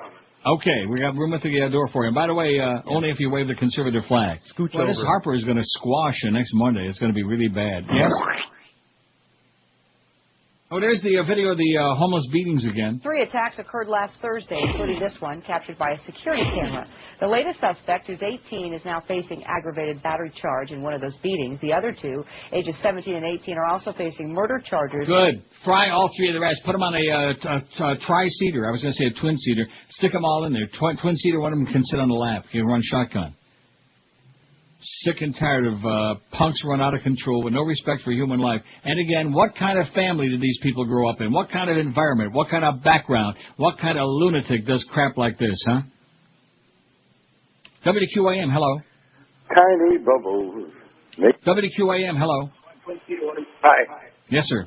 I guess you feel it's fun making fun of somebody. Yeah, making fun of them, yeah. Oh, yeah. WQAM, hello. No, I want to talk to Neil. Speaking. Yeah, hey Neil. I don't know if you're familiar with the director and the writer of Magnolia. No. Yeah. Well, anyway, he did also Boogie Nights. He also did Hard 8. Oh yeah, what was his name again? Yeah, we are familiar. His name is Paul Anderson. Yeah, Paul Anderson. We talked about him in length after I watched Magnolia. That is correct. And he did. Have you guys ever seen Hard 8? No. Yeah. Well, I have a way to answer that, but I better not. No, I'm not talking about that Hard 8. I'm talking about. I got you. It's a movie that takes place in Las Vegas, and it's very good. He writes really well, and the story's good. Now, Punch Drunk Love, you're not going to like that because what's that comedian name that who you don't like? Bill Cosby. Yeah, right. Now it's Soupy Sales. Joey Bishop. No, you hate the guy. But anyway, are you familiar with Andrew Dice Clay? No, Punch Drunk Love. Have you seen that movie? Who's in it? Has the guy got a name, or you got that brain blocking like we do? I got it bad. I'm 63, man. Why won't I like it? Oh, in that case, see ya. 567. 63. Yeah, it's That's old older like than me. death. You're right. Well, at least I admit it. Well, you see, when you get to be 63, how can you remember a name of a movie like that one I'm sending you? What's it called again? Magnolia. No, the other one. Hard 8. It's on the way. 567. Why don't you just Google? What was the name of the movie he was just saying? Hard 8. No, that's not what he did. Punch Drunk Love. Oh, You're just not even paying attention to this old coot, man. You better get with it. I was trying not to, right. Punch Drunk Love, which he sounded a little himself. I heard about that. Yeah. Now, let's see who the comedian is I hate. How many comedians do I hate? Bob Hope. Adam Sandler. Adam Sandler. Oh, jeez. Dennis He's Miller. a comedian? Well, and again, comedian by their own description. Dennis Miller and Bill Maher. Yeah. Bill Maher's a comedian? He says so. Twerp. He's a twerp. He comes up to Maddie Bell's kneecap. That he's an idiot. It's pathetic. Okay, if you got Punch Drunk Love, or this is going to go on until midnight. Stay home, Kimbo. I Googled it. I mean. Yeah, and? What do you want to know? Who's in it? Adam Sandler, Emily Watson, Okay. That's what I thought. When I said I had heard of it, that's what I heard. And I had heard El Paso, man, El Paso. WQAM, hello. QAM, hola. Neil. Yes, sir. How you doing, sir? I just wanted to talk to you a topic that's very serious. When you talked about Celia Cruz, that was very disrespectful, and the Cuban community is fed up with it. Yeah. And you, George, you're Cuban, aren't you, George? It sure is a slow reaction, man. Talk about a slow George, burn. pick up their country, George. Yeah. Pick up their country. Make a fake call to somebody else's He's a good show. red-blooded American. Get lost. Make a fake call to somebody else's show, please. Yeah, crank somebody else, idiot. Celia Cruz. If that's the best you can do, you lose, man. Cruise on out of here. Get back on your banana boat. Get lost. Right, yeah. Like Stick up for your country. Celia Cruz. She's the best that Cuba had to offer. Right. I preferred Hyman Roth myself. He wasn't Cuban, but he did some business. He went there. Yeah. And that guy was Cuban like Hitler was Cuban. Yeah, right. Well, I mean, why even bother with the nonsense, you know? Probably playing golf with Moe this afternoon. Absolutely. WQAM, hello. Hello, Neil. Yes, sir. Yeah, Neil, I'm a Patriots fan. I just wanted to call about, you had that lunatic Patriots fan that called last week. Most Patriots fans are cool, but you get those guys there, they get lit up on game day. We're number one, we're number one. Yeah. No, the Patriots were number one. You're just a jackass. Yeah, that's you know? Right. How many passes did he complete? Oh, exactly. You know, but you were right about those Boston Italian restaurants. The bigger the name, the bigger the letdown. Route 1 and 114 in Peabody had some good Italian food. I've tried several of the restaurants in the North End, and they all. I'll tell you, the place I loved was the Prince Spaghetti House, man. They can't beat that. Very good, and they're still good, and they have comedy there too now. They have what? Comedy. Comedy shows. Oh, I see. Comedy shows. Okay, I hope Adam Sandler in them. Okay, see you around, eh? Okay, buddy. Thanks. Comedy. Well, he's a New England guy, man. He speaks with that New England comedy. Say chowder. Remember him? Sean Connery? And he was a comedy guy. 12 minutes after 1 at 560 WQAM. The Patriots played a bad game. Oh, gee, I don't think I can go on. We won 3 Super Bowls. We won the division again in spite of all those injuries. And they won the first game. They blew Jacksonville right off the field. And so they made a lot of mistakes. They turned the ball over. They handed Denver the game on a silver platter. And they lost. Oh, gee, woe is me, you know? I'm kind of glad that it takes the pressure off now. So who we got? We got Pittsburgh and, let's see, I can't even remember. We got the Seattle in the NFC. Seattle and who won the other game? Carolina. See? Nothing could be. See, it's easy to forget about them. They're so nondescript, man. Seattle and Carolina, nothing could be finer than. I'm pulling for Carolina. I don't know why. And then in the AFC got Pittsburgh and, of course, whoever else is left over, which is Denver. Who's that? Who? Denver. Oh, Denver. How easy to forget about them, too. Jake the Snake. Let's go Steelers. What a turnaround, you know. I don't know why I like the Steelers. Because Bill Cowher gives me spilkies. I can't stand watching him. That look on his face. Nice call, by the way. They were on first and goal. That was good. He got hit. You notice when he got hit in the ball. That's what they said, that he hit him in the ball. He did. And it popped right out. The bus. 113 at 560 WQAM. You notice they didn't show his parents after the fumble at the goal line? They kept showing his parents all the way through the game after he made another great run, another first down, the bus. And then after that fumble, they're like, oh, man. They probably hauled ass, took off. The Emerald Coast continues to be Florida's #1 Asian gourmet buffet. It's rated by Zagat Restaurant Review. And now every Friday through Sunday night, you can enjoy at the Emerald Coast Lobster Fest, featuring Maine lobster Thermidor style. And every night is Crab Fest at the Emerald Coast with Alaskan snow crab legs, Dungeness crab, and Jonah stone crabs. The menu still includes fresh oysters on a half shell and a sushi bar with over 30. About 30, man. It's not like Greg's got so much time on his hands, you might even see him hanging out there for the sushi. The Emerald Coast also serves delicious, juicy New York steaks cooked to order, hand-carved prime rib, and on the weekends, for dessert, leave room for the Emerald Coast famous 40-inch chocolate fountain. You can hand dip your own strawberries, marshmallows, other decadent treats. And don't forget the Emerald Coast promotes healthy living, cooking all their fine cuisine with cholesterol-free canola oil, with no MSG, no cornstarch, no crap, no headaches, just a big smile on your face and a big fat pupik when you waddle out of there. Book your reservations for a real feast at one of Emerald Coast's 3 locations. You'll find the Emerald Coast in Sunrise, Sunny Isles Beach, and Pembroke Pines. For the Emerald Coast, it's 954-572-3822. This is Neil Rogers. This is 560 QAM. I am dead now, but I remember when I was alive. I will let it do the little way when it Come here. You gonna drink what? Yeah. What am I gonna do? I've got a radio show. Yeah, a wise guy. This ain't no no laughing matter. I got Soros over here. There's trouble in paradise. We got a manager that knows about radio. There's trouble in paradise. He might find out how bad my show blows. I got to find something else to talk about besides faggots or hoes. How about women and topics now? Another thing you don't know. Kiss my boot. Lick my butt. Take like I don't get none. Take like you're my chicken pins. Then assume a penalistic stance. There's trouble in paradise. They might want some entertainment. There's trouble in paradise. You're gonna miss that sport whole game. You're gonna have to get along with me now to get a sense of humor. You cause trouble in paradise, then you won't be. Oh no, that was great. You won't see Mo no Mo, that's correct. Although he will be covering the Olympics as the rumor around town in Torino, in Turin. Not exciting? Don't you always want to go to Turin? They'll be announcing the luge event. I'm half a urine to go to Turin, not for the Olympics. Anyway, 119 at QM. We got Kimbo Camper for Mo. Bo for Mo. And then tomorrow it's open wide. We have no idea. Somebody just show up tomorrow. Maybe we'll put you on the air. Speaking of the bus, talk about a heart-stopping game between the Steelers and the Colts. Terry O'Neill. Did you see this story, Josh, about the guy with the heart attack? I did. Terry O'Neill, 50 of Pittsburgh, was watching the game at a bar and had a heart attack seconds after Jerome Bettis fumbled it trying to score from the 2-yard line late in the fourth quarter. Quarterback Ben Roethlisberger prevented the Colts' Nick Harper from returning the recovered ball for a touchdown, and the Steelers hung on for a 21-18 win.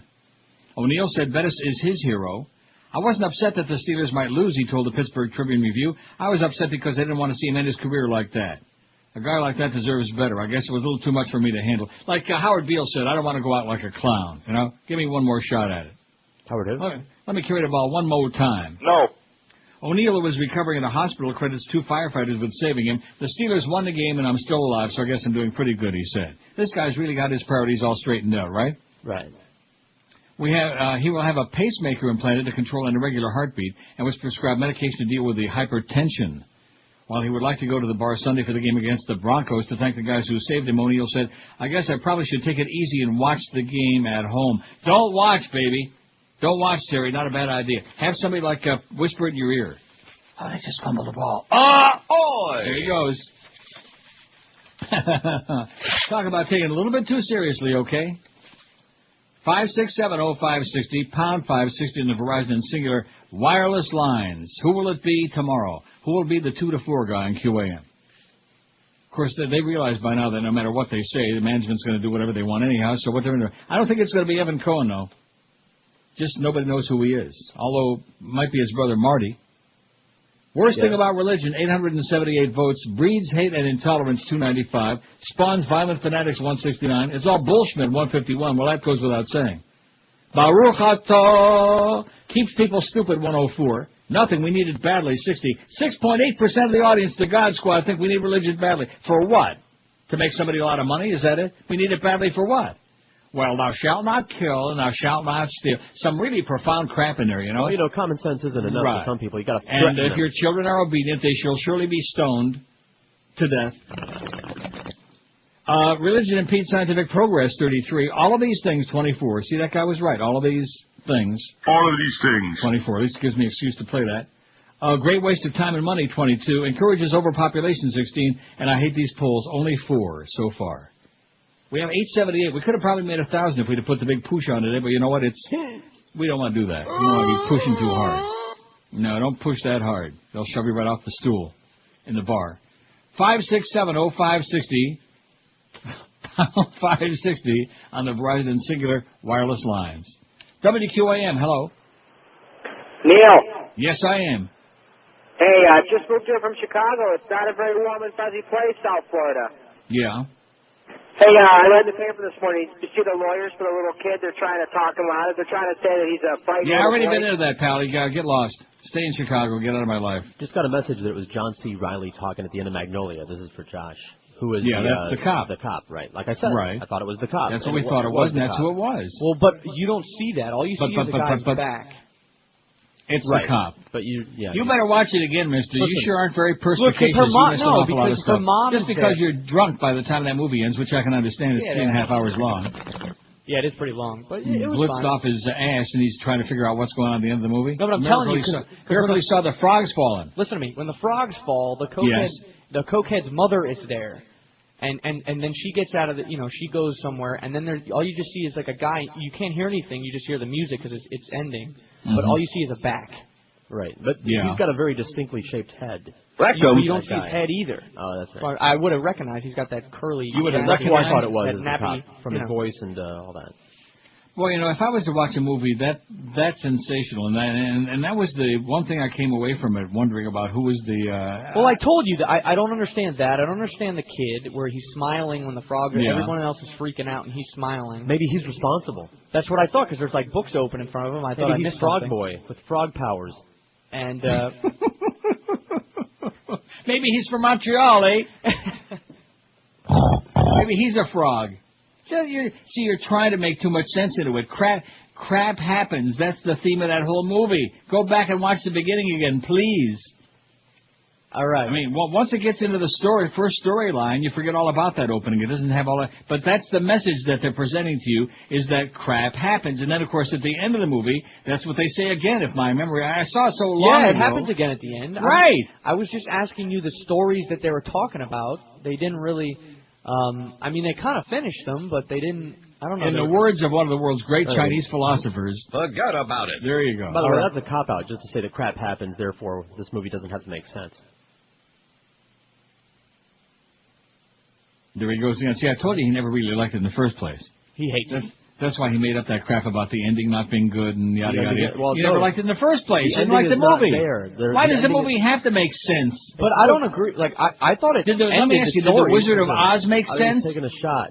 Did the Wizard of Oz make any sense, Dorothy? They didn't end all the storylines. There's not like they don't have to end all the storylines. Yeah. There's no. Did they end the storyline in Cockamoon, whatever that thing was, with Harry Bally? And Harry. Did they end the storyline there? Yes. No, they're sitting on the porch and now. She says. He says. Oh, we're fine. Right. I think we're going to be just like okay. Dan Stewart. Look what happened to him. I think we're going to be okay. But I think that they finished all the storylines. Right. That wasn't even Josh, who doesn't even understand what bar, that was all about, even the he guy says, with the braces. well, we don't need to go back and find out. If you want to find out, call up Henry, what's his name again? Henry Gibson. Henry Gibson. But the guy why can't I remember his name? I mean, we always say Artie Johnson. It's always. How many times have we done that in the show? Stop turning, man. Every time we think of that scene in the bar, and William H. Macy's trying to pick up the bartender, and he's trying to raise money to get his braces. Brace yourself for that scene, bro. The Whiz Kid, right? William H. Macy, he is so good. And everybody in that movie is great. Yes, they are. Philip Seymour Hoffman is great. Yes, he is. So let's go see Capote. What do you say? It's very gay. I'll wait for it to come on cable. 20, yeah, me too. And the same with whatever this. Same with, and that's the way it is. The Ed Murrow movie. It must be coming on cable pretty soon, right? I imagine. Of course, it wouldn't have any significance to you because you're not old enough to remember Edward R. Murrow, chain smoking on the air. I saw those clips, those movie tone news. You know who else used to chain smoke on the air? Gary Moore. Who? Gary Moore. No talent, but he was one of those kind of like variety guy, and he was also he was the host on I've Got a Secret or one of those. Yeah, I Got a Secret. And he would chain smoked right on the air back in the day when they used to have the faggot advertising on TV. Winston tastes good like a cigarette should. Call for Philip Morris. They had Johnny, the Call for Philip Morris guy. And then there was the cigarette ads were fine. Bring them back, okay? If people want to kill themselves with food, if they want to smoke those faggots, put it on the air and stop being such a bunch of phonies, okay? You phony, like you really care about whether people are dying from crap. The FDA, my ass.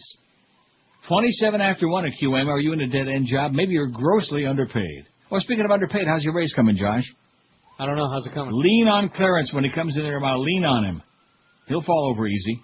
If your New Year's resolution is a high-paying career, you better act now. Pick up that phone and call Fast Train right now at 1-866-FAST-TRAIN. Fast Train will get you trained ready for a great new high-paying career in just a few short months. That's all it takes out of your life, just a few short months to get you a great new high-paying career. The demand for medical coding specialists and computer professionals is at an all-time high right now as I speak. And Fast Train offers convenient day, evening, and weekend classes, job placement assistance, and financial aid for people who qualify. So pick up that phone and call Fast Train toll-free 1-866-FAST-TRAIN. They placed over 100 people just like you in 2005. Check Fast Train on the web at fasttrain.com, but you better act now in order to obtain that new high-paying career because classes are filling up fast. So don't miss the opportunity of the train of opportunity this year. Call Fast Train and make that New Year's resolution to get a life and a real job a reality this year. Call them toll-free 1-866-FAST-TRAIN and be sure and tell them that Todd Dreck told you to call. This is Neil Rogers. This is 560 QAM. Time to get it on. And now, speaking for God with the almighty Pat Robertson. You know, we've all heard of Lindsay Lohan's tragic fight with asthma and bulimia. But heed my word, if she had not disobeyed her father, God would not have put the asthma in her lungs. And then, like a harlot of stage and screen, she pursued a film career that sinfully promoted sexual relations with automobiles. I mean, did young Lindsay really believe Herbie, the love bug, would give the Lord any choice but to induce her belly to repeatedly and violently purge its contents? Of course, God will surely find His grace to return the health of Miss Lohan if the proceeds from this heretical film somehow finds their way to my collection plate, along with a few tasty photographs of her repenting bosom. God have mercy. This has been Speaking for God with the almighty Pat Robertson. Hey, let's have dinner with Pat. Let's take him out. 132, 28 till 2, and Kimbo Camper. Former CBS anchor Walter Cronkite, whose 68 conclusion that the Vietnam War was unwinnable, keenly influenced public opinion then, said Sunday he'd say the same thing about Iraq today. Right on, Walter, you go. Absolutely correct, sir. It's my belief that we should get out now, Cronkite said in a meeting with reporters, and that's the way it is. At 89, the TV journalist, once known as the most trusted man in America, has been off the CBS Evening News for nearly a quarter of a century. He's still a CBS News employee, although he does little for them. He's still on the payroll. Kind of like Sam. Cronkite said one of his proudest moments came at the end of a 68 documentary he made following a visit to Vietnam during the Tet Offensive. Urged by his boss to briefly set aside his objectivity to give his view of the situation, Cronkite said the war was unwinnable and that the U.S. should exit. Then President Lyndon Johnson reportedly told a White House aide after that, if I've lost Cronkite, I've lost Middle America. The best time to have made a similar statement about Iraq came after Hurricane Katrina, he said. We had an opportunity to say to the world and Iraqis after the hurricane disaster that Mother Nature hasn't treated us well, and we find ourselves missing the amount of money it takes to help these poor people out of their homeless situation and rebuild some of our most important cities in the USA, he said. Therefore, we're going to have to bring our troops home. Iraqis should have been told that our hearts are with you, and the U.S. would do all it could to rebuild their country and stop killing innocent people in your country and Pakistan as well. I think we could have been able to retire with honor, he said. In fact, I think we can retire with honor anyway. In other words, when in doubt, get the hell out. Cronkite has spoken out against the Iraq War in the past, saying in 2000, plus it's not far to Iran, it's right across the border. Right. Well, we got to have some war to fight, otherwise, perpetual war for perpetual peace. That's right. He has spoken out against the war in the past, saying in 2004 that Americans weren't any safer because of the invasion.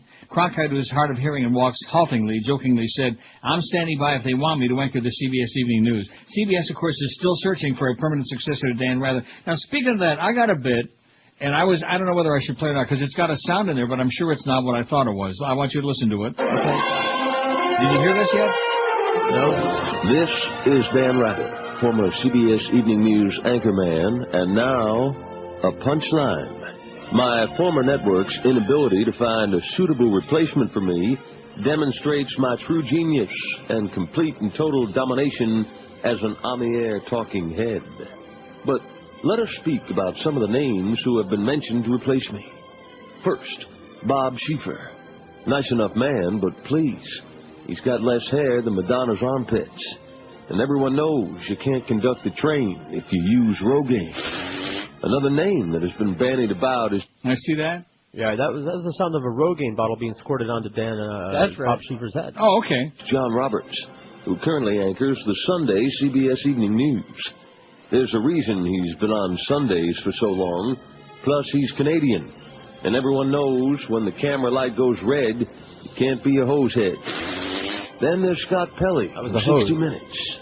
He was the guy who helped me make up the story about President Bush, I think. Plus, he's skinnier than Kelly Ripa, and everyone knows you have to have a meaty can if you want to be the man. And let's go from the ridiculous to the sublime. The front-runner to succeed me seems to be current Today Show co-anchor Katie Couric.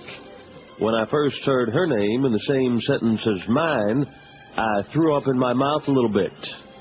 This person thinks Real News is announcing the individual weight of each of J-Lo's butt cheeks. Plus, her head's too small, her eyes are too close together, and she reeks of Jean Naté. When charged with the awesome task of replacing an icon, it's important to remember, you can't. You can only hope to find someone who isn't bald, Canadian, skinny, or so completely self-centered she thinks her name should be part of the Pledge of Allegiance. For now, this is Dan Rather signing off and reminding you, a whistle is to blow, a gong is to bang, and Katie Couric has about as much to offer the world as a frog with pins in its extremities laying on a high school lab table. This is Dan Rather. Yeah. So there was, I think he's doing an armpit thing, you know? It's a chortle, that's what it is. Oh, yeah, that's exactly. See, that can be anything. That's right. So that is the greatest bit right there. I knew it. That's why I had to play funny, it. Right. That's fantastic. Anyway, Ted Koppel, speaking of it, what a tie-in. No doubt. Now, Norman Solomon writes this, and it's on our website, as a matter of fact. Do I have time for this? Well, I'll make time. No doubt many people are glad that Ted Koppel will become a regular voice on National Public Radio. He recently ended 25 years with ABC's Nightline show amid profuse media accolades. But what kind of journalist goes out of his way to voice fervent admiration for Henry Kissinger? Days ago, NPR announced that Koppel will do several commentaries per month on Morning Edition and All Things Considered. The Associated Press reported that he'll also serve as an analyst during breaking news and special events. There's some grim irony in the statement issued by NPR Senior Vice President for Programming. Ted and NPR are a natural fit with curiosity around the world and commitment to getting to the heart of the story. The role of news analyst has been a tradition on NPR news magazines, and there's no one better qualified to uphold and grow that tradition than Ted, they say. But the heart of the story about U.S. foreign policy has often involved deceptions from Washington. And since Koppel became a prominent journalist, he's been a fervent booster of one of the most prodigious and murderous deceivers in U.S. history. Henry Kissinger is plain and simple the best Secretary of State we've had in 20, maybe 30 years. About 30, man. Certainly one or two of the three great Secretaries of State in our century, Koppel said in an interview. Koppel added, I'm proud to be a friend of Henry Kissinger. He's an extraordinary man. This country has lost by not having him in a position of influence and authority. Koppel was heaping praise on someone who served as a key architect of foreign policy throughout the Nixon presidency. Kissinger, whose record as an inveterate liar was thoroughly documented in Seymour Hersh's 83 book, The Price of Power, Kissinger in the Nixon White House, orchestrated bloody foreign policy deceptions from Southeast Asia to Chile to East Timor. Kissinger was the smart guy behind the horrendous bombing strategy that killed hundreds of thousands of civilians in Vietnam, Laos, and Cambodia as he held the diplomatic stage. Kissinger was the smart guy who colluded with General Pinochet for the September 73 coup and the subsequent years of torture and murder in Chile. And Kissinger was the smart guy who, in his continuing role as Secretary of State after Gerald Ford became president, by the way, Jerry's okay, he just has pneumonia, he's 92. Right. After Ford became president, gave Washington's blessing for Indonesian troops to invade and occupy East Timor with mass murderous results. Kissinger was a frequent guest on Nightline, so reverently treated by Ted Koppel that in the summer of '89, the host turned the moderating role over to the extraordinary man so he could direct the panel discussion himself. A few years later, in April of '92, Koppel was telling viewers, if you want a clear foreign policy vision, someone who will take you beyond the conventional wisdom of the moment, it's hard to do any better than Henry Kissinger. Koppel's fervent promotion of Kissinger was no anomaly. The longtime ABC newsman amassed a notable record of banging the drum for U.S. foreign policy when it counted the most in real time when a crisis was underway. Asked by Life magazine in 1988 if he'd like to be Secretary of State, Koppel responded affirmatively and touted his qualifications. Part of the job is to sell American foreign policy, not only to Congress but to the American people. I know I could do that. Koppel made the comment while U.S. foreign policy in Central America included direct Reagan administration support for a contra-terrorist army in Nicaragua, along with backing for death squad-aligned governments in El Salvador and Guatemala. Meanwhile, his Nightline program regularly gave aid and comfort to policymakers in Washington. During the late 80s, researchers at the media watch group FAIR conducted a 40-month study of Nightline, 865 programs in all. The two most frequent guests were Kissinger and another former Secretary of State, Alexander, I am in charge here at the White House, Haig. On shows about international affairs, U.S. government policymakers and ex-officials dominated the Nightline guest list. American critics of foreign policy were almost invisible. But Koppel, the program's anchor and managing editor, didn't see a problem. We're governed by the President and his cabinet, and they're people, he fired back, and they're the ones who are responsible for our foreign policy, and they're the ones I want to talk to. Instead of wide-ranging public discourse, Koppel's show was primarily a conveyor belt for elite opinion at crucial junctures. Later, if he got around to exposing official deception, he was apt to debunk propaganda that he helped to spread in the first place. Back in '87, Newsweek noted a basic disparity between the image and function of Ted Koppel. The anchor who makes viewers feel that he's challenging the powers that be on their behalf is in fact a quintessential establishment journalist. In that light, considering the overall coverage of Washington's foreign policy established by NPR News, Ted Koppel does seem like a natural fit. How do you like that, Norman Solomon? You go, Norman. On the Neil Solomon Show. I think I'm changing my name. I'm going to take my mother's maiden name. Well, you know, we got Goldberg. Right. Solomon. Moe Howard, David Idded. Let's bring him back, okay? What do you think about that? Eddie Kaplan, right? Right. And we'll have to convert Mad Dog. That's all I can tell you. Unless he's going to have to become Jewish, unless he's willing to do 2 to 6. This is Neil Rogers. What do you say, man? All right. This is 560 QAM.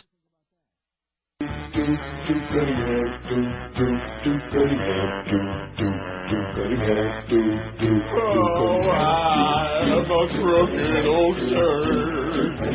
Republican slob, do cunning hay. Another tasty white fat butt, and a powerless Christian crooked smoke. Oh,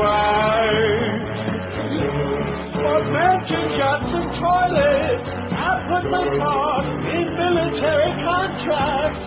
Yes, I'm that Duke, honey, and I lost all I had in this world. My life is in ruins. I'm heading for the tombs. Like all the old bush punks, appointed by Jesus. I'm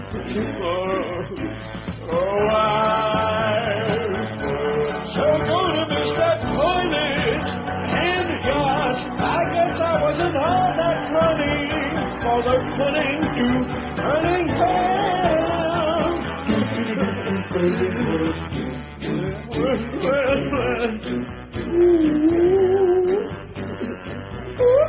You know, we don't hear too much about the Duke no more, or even Tom DeLay, or any of these people no more, you know? Scooter Libby. Right? Starting up again, Tommy? Yes. Bob Ney, Tom DeLay. What do you say? 1:48, 12 minutes away from the Kimbo Camper fill-in show, and maybe Kimbo will be a permanent fixture in there. Evidently, he likes that. He wants it. Isn't that what the Humper was saying this morning? Don't we all?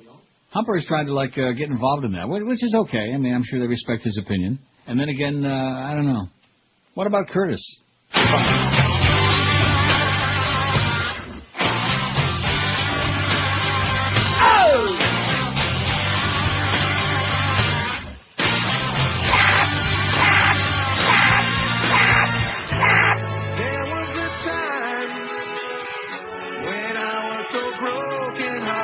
Remember we did that thing about the greatest record of all time? I can't figure out if it's crying, amazing, or living on the edge. I think it's the Humpty Dance by Digital Underground.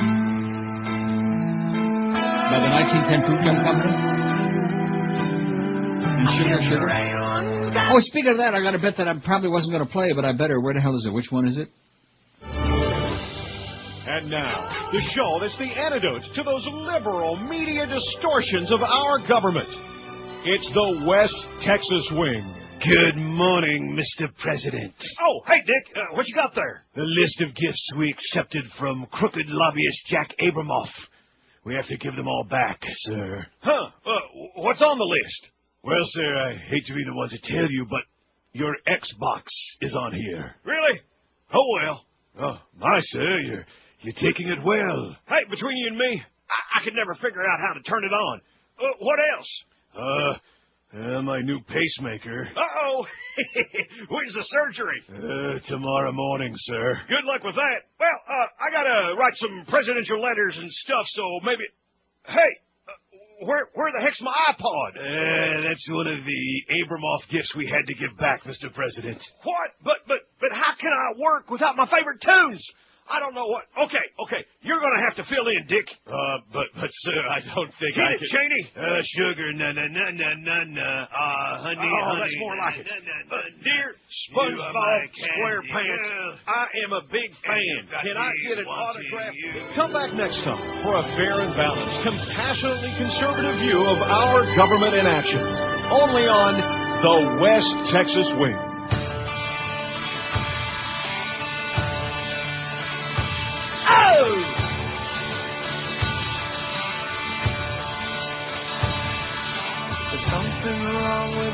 today. I don't know what it is. Something's wrong with our eyes. I'm dying over here. We're seeing things in a different way.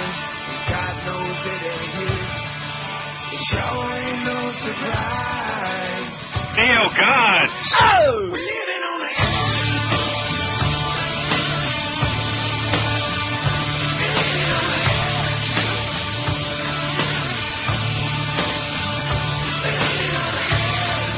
So let me ask you, you going over to see Aerosmith with Jeff Cohen? You guys going to get stoned before the concert and go over and have a good time? That's right. And then afterwards, the orgy. Really? You and Jeff and you and Ponytail and Al Goldstein. I'm and bringing, Jeff Rimmer. I'm bringing Rimmer the was lard. in town. Probably he wanted a piece of that. I'm bringing the Wesson. Environment and Crisis were past the point of no return by Michael McCarthy, environment editor of Independent Online. 30 years ago, the scientist James Lovelock worked out that the Earth possessed a planetary scale control system which kept the environment fit for life. He called it, well, how do you say it, G-A-I-A? Gaia. Okay. Goyam. And the theory has become widely accepted. Now he believes mankind's abuse of the environment is making that mechanism work against us. His astonishing conclusion that climate change is already insoluble and life on Earth will never be the same again. Oh, my God. The world is already past the point of no return for climate change, and civilization as we know it is unlikely to survive, according to James Lovelock.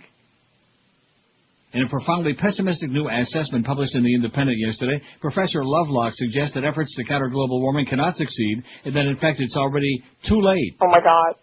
The world and human society face disaster to a worse extent and on a faster timescale than almost anybody realized, he believes. He writes, before the century is over, billions of us will die, and the few breeding pairs of people that survive will be in the Arctic, where the climate will remain tolerable. Oh, it's going to be like Toasty there, eh? Like Bommy in 68. In the Arctic. That sounds like, well, let's say by the end of the century, and it's 2006, we're all going to be dead anyway, right? Right, any minute now. We don't have, like, any embryos listening? Right? Even a punk like Josh, to the end of the century, it's like 94 years away. Yeah, that's so unless you're planning on living about 115, forget about it. I wouldn't worry about it. Because that's basically what our leaders are doing, not forgetting about it. Not worried. Right? Right. This is the whole article's on our website. It's well worth reading. It's long. I'm not going to read it now. Just like I'm not going to go into this thing about today. I'll save it for tomorrow. And the whole audience will turn on us. And you will too. But, well, you've heard this before. Study says low-calorie diet keeps your heart young. And we've always poo-pooed that calorie counting thing, like that. But more and more of these studies have found out that lower calories, people between 41 and 64 years of age who consume 1,400 to 2,000 nutritionally balanced calories per day live a lot longer. About 15 years longer. I better spit out that pizza. Well, wait a minute. No, I'm not reading this right. Those limiting caloric intake have the heart functions of much younger people, about 15 years younger than their age. How do you like that? Mm-hmm. So if you want to be all heart, count the calories, baby. This is Neil Rogers. How's Celia Cruz doing? She's still there? 560 QAM. God. Abu Ghraib. Oh! Let's abuse some more prisoners. Make them scream nice and loud.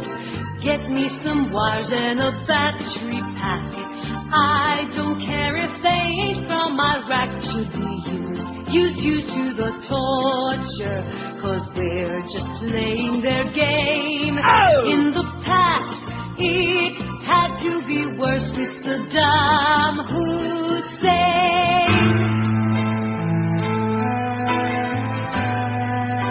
What's the worst thing about religion? That was our poll question, 938. See, we could have made 1,000 easy, if we'd have boosted. Breeds hate and intolerance, 313. Spawns violent fanatics, 172. It's all bullshit, 157. Keeps people stupid, 110. Nothing, we need it badly, 63. The God Squad, 6.7% of this otherwise intelligent crowd. All of these things. Oh, my God. 41. Impede scientific progress, 35. A great waste of time and money, 23. Encourages overpopulation, 16. And I hate these polls, solamente 8. Bye. When it comes to sports. Blue 89! We're the authority. Sports Radio 560, WQAM, Miami, Fort Lauderdale. I ate Kelleher with some fava beans and a nice Chianti.